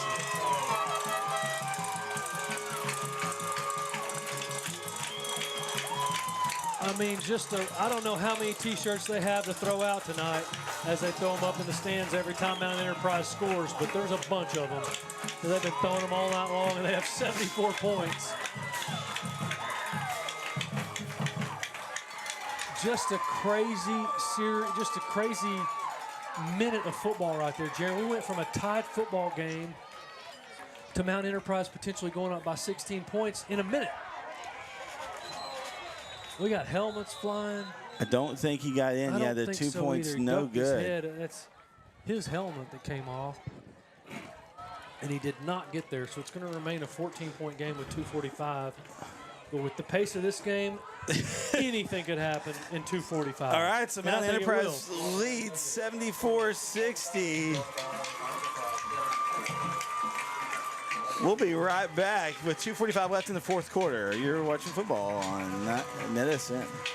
Struggling with mobility, chronic pain, work, or sports injury? At Azalea Orthopedics, our team of highly trained physicians specialize in complete orthopedic care, pain management, sports medicine, physical medicine, and rehabilitation. If you've sustained a bone or joint injury, have mobility or movement problems, struggle with pain, contact Azalea Orthopedics. We're conveniently located across East Texas, serving 18 counties. When visiting your doctor, urgent care, or hospital, you have a choice. Demand Azalea. At Azalea Orthopedics, your health is our priority. Someone asked, what's the highest scoring game you've seen? Is this close? Yeah, so I did a Tatum Center game 2 years ago where Center won 80-63. 143 points, we're at 134, and I'm pretty confident we're going to surpass that. Give me 10 points in 2:45 in this game, shoot, yeah. Okay, so they kick it off a little bit deeper. Is actually a pretty similar kick as the last one. It just happened to be that number 8, Colton Patrick for the Lions, was there to corral it this time, unlike the last. But just a wild minute, Jaron. The game was tied. Yeah. Seemingly a second ago, and all of a sudden it's a 14-point game. It's crazy. The pendulum has swung so much. So here we go again. Gosh, Lovelady's going to have to do something relatively quick. I don't think they need to feel stressed, but I've said it all night long. I think they need to go back, and especially now because of the clock, to that fast tempo. That's where they've played their best football. That's where the quarterback's made his best decisions, and they've moved the ball down the field. And I wouldn't be surprised to see that slant pass again. The throw. Intercepted. Aiden Alsop. Bring out the jar of icing. Wow. You know, you can't blame Lovelady for trying to throw the ball down the field, but I don't think they had to force it quite like that. I think they had enough time to bang a couple plays and move the ball down the field, but he forced it in double coverage, and you saw Alsop tip it and pick it off at about midfield, and he took off sprinting for the end zone. It looked like he wanted to house that one. They take him down inside the 20. As Scott Poole said, Lovelady, we've seen them recover an onside kick, this game, right? They have a good onside kick. And Scott Poole, he's real active on our app and our pick'em, so thanks so much for watching, Mr. Scott. But yeah, they do. They have a good onside kick. But to your point, I didn't think they had to get it all back right then, right? Yeah. I think they tried to take too big of a chunk on one play. So direct snap to Ash. Picks up a few.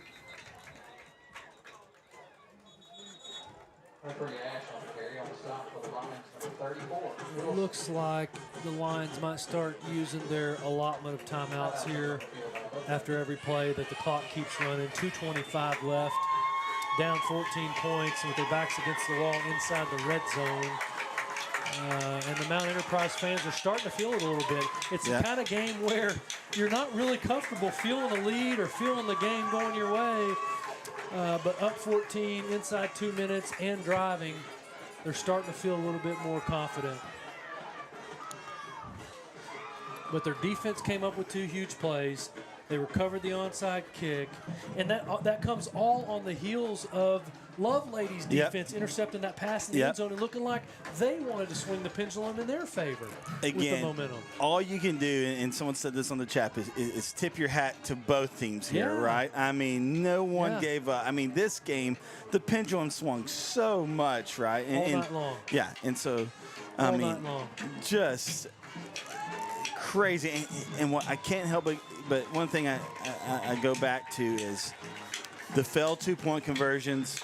Lovelady had a string of those failed 2-point conversions early in the game. You know, Mount Enterprise converted most of theirs, but did miss some. And so those are valuable points there, right? Yeah, because if you did take and add some of those together, you might get it within a one-score game, you know, being only a 14-point game. But with Mount Enterprise driving and putting the ball in the hands of number 3. Hands out to Ash, goes in. Just as we say it, he houses another one from 17 yards out as they score their 80th point of the night, Jared. 80-60 in favor of the Wildcats. Wow. And I wouldn't be surprised if these two teams meet again. And it would probably be a lot of fun, rounds. just as it's been tonight. 140 combined points. I don't know how many T-shirts they've thrown up here, the cheerleaders from Mount Enterprise, every time there's a touchdown, but a bunch. Keeper for Bennett. Marches in, 2-point conversion's good. Yeah, that time they fake it to Ash, and he keeps it, runs up inside. And that might do it. As crazy as this game has been, you know, 22-point lead with 2:18 is going to be tough. That's tough. Well, for Lovelady to overcome. We'll take another break, and when we come back, we'll be in for the final 2 minutes of this barn burner of a game. We'll be right back here on NETSN. There's something spooky going on at Stillwater RV Resort. Tales of old coming back to haunt the guests and the locals alike. Stillwater and CDL Training Academy present the Haunted Bus Ride. Take a trip back to see the resort of old and witness the staff come to life to bring back souls that are so bold. If you dare try to ride, fright and fear will be by your side. For a mere $5, test your luck in hopes you don't get stuck. For 2 weekends only, come to Stillwater RV Resort if you dare. All right, here we go. Kick taken in at the 33-yard line. Brought down at about the 42-43.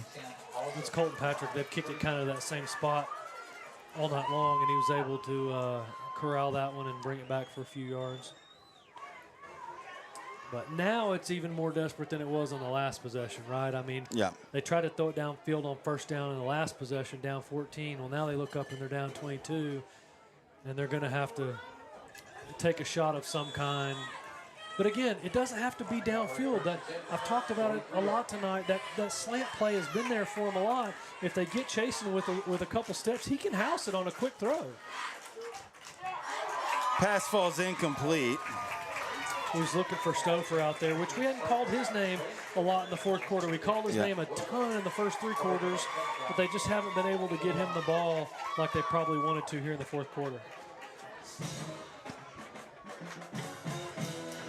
At least one more play before the 2-minute timeout here with 2:09. So 2nd and 10. Oh. James Wills left. Oh, no. Brought down. Big loss of about what? 13 or so. R.J. Roberts chased him down. Ash was chasing him down, and he slowed up and kind of turned around. And I don't think he realized he had that many blue jerseys coming after him. And they knock him down. It's going to be a long 3rd and close to 20 when we come back from the 2-minute timeout. 1:55 left here from Mount Enterprise. All right, well, we'll take the 2-minute timeout with them. We'll be right back here on NETSN. Your vehicle is one of the biggest investments you'll make, and at Fairway Ford, we're committed to keeping you on the road.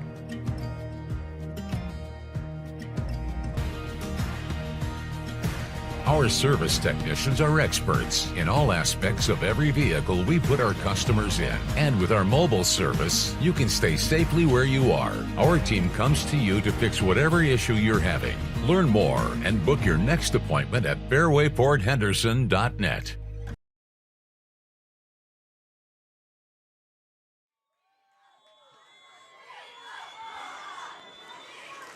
All right, so 3rd and long for the Lions. Drop snap. James picks it up. Stays on his feet. Keeps the play alive. Oh.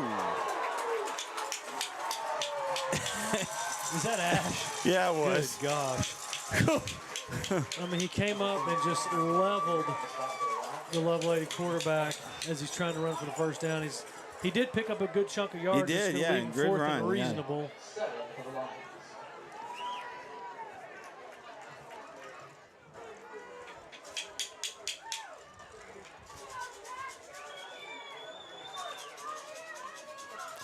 So big 4th down here for Lovelady. Just over a minute left. Throws. Oh, he slipped. Receiver slipped. Turnover on downs. Coach Ponder and company excited. Keegan Ash telling the fans to get on their feet. And they do. What a wow. What a great environment. These Mount Enterprise fans are so excited about that stop and about the effort their teams put out tonight. Hats off to Lovelady as well. We talked all night about both teams fighting hard. Shame somebody had to lose the game, but it looks like Mount Enterprise with 1:12 and taking over is probably going to end up victorious tonight with a 22-point lead. Yeah, we'll go victory formation here, I would imagine, and milk the rest of the clock. You'll take a couple. Bennett nails that one. All right, so wow. I mean, what a game. This one was as advertised. We knew we were going to score a lot of points. You got 2 top-ranked teams with powerful offenses, great athletes on both sides of the ball for both teams. It was a joy to watch. I text you, as we were getting ready for this broadcast, I texted to say we may be in for a crazy one. And you were right. We were right, absolutely. So. And Terrence, I can't wait to wake up in the morning too and see what Ash's stats were tonight. Yeah. Because it was very, very impressive. I wouldn't be surprised if he rushed for 400 yards tonight. Yeah. Wow. So that will do it. Again, I've been doing this for about 12 years, and this is definitely top 2 or 3 games I've seen. Yeah, so just what a magnificent game. An absolute blast. Yeah, I mean, both teams. I mean, even if you're Lovelady, down what you were, so many teams would have just lost kind of the fire, right? Yeah. But they stayed at it and made this a competitive game, really up until the final minutes. I really don't think the game was iced for Mount Enterprise until that long onside kick. Yeah. Up until that point, I think that Lovelady still had a chance. They tied the game multiple times. I don't think they ever took the lead, did they? No, I think no, they tied. They tied the it. game. Yeah. But Mount Enterprise led from start to finish. Aside from 1 or 2 ties, I know one at 60, maybe one before that. But other than that, Mount Enterprise felt in control, but Lovelady fought hard. Aiden also doing some, trying to do some gymnastics moves. Here he goes. There he is. Out there on the 40-yard line. But what a fun call. What a joy to be here tonight with you, Jaron.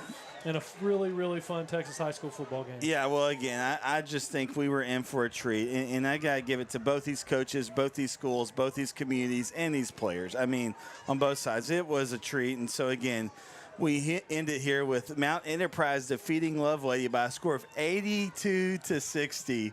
Again, 82-60 is where we're at. And, again, Thanks so much for tuning in. Hope you guys enjoy the broadcast. Let us know. Go like our stuff. Like the video. Let us know. Reach out to us. Message us on our socials. Let us know if you enjoyed the broadcast. And again, thanks so much for tuning in. For Jaron Peoples, Chris Phillips, and the awesome Rob Mullins on our camera tonight. Hope you have a good night, folks. Take care.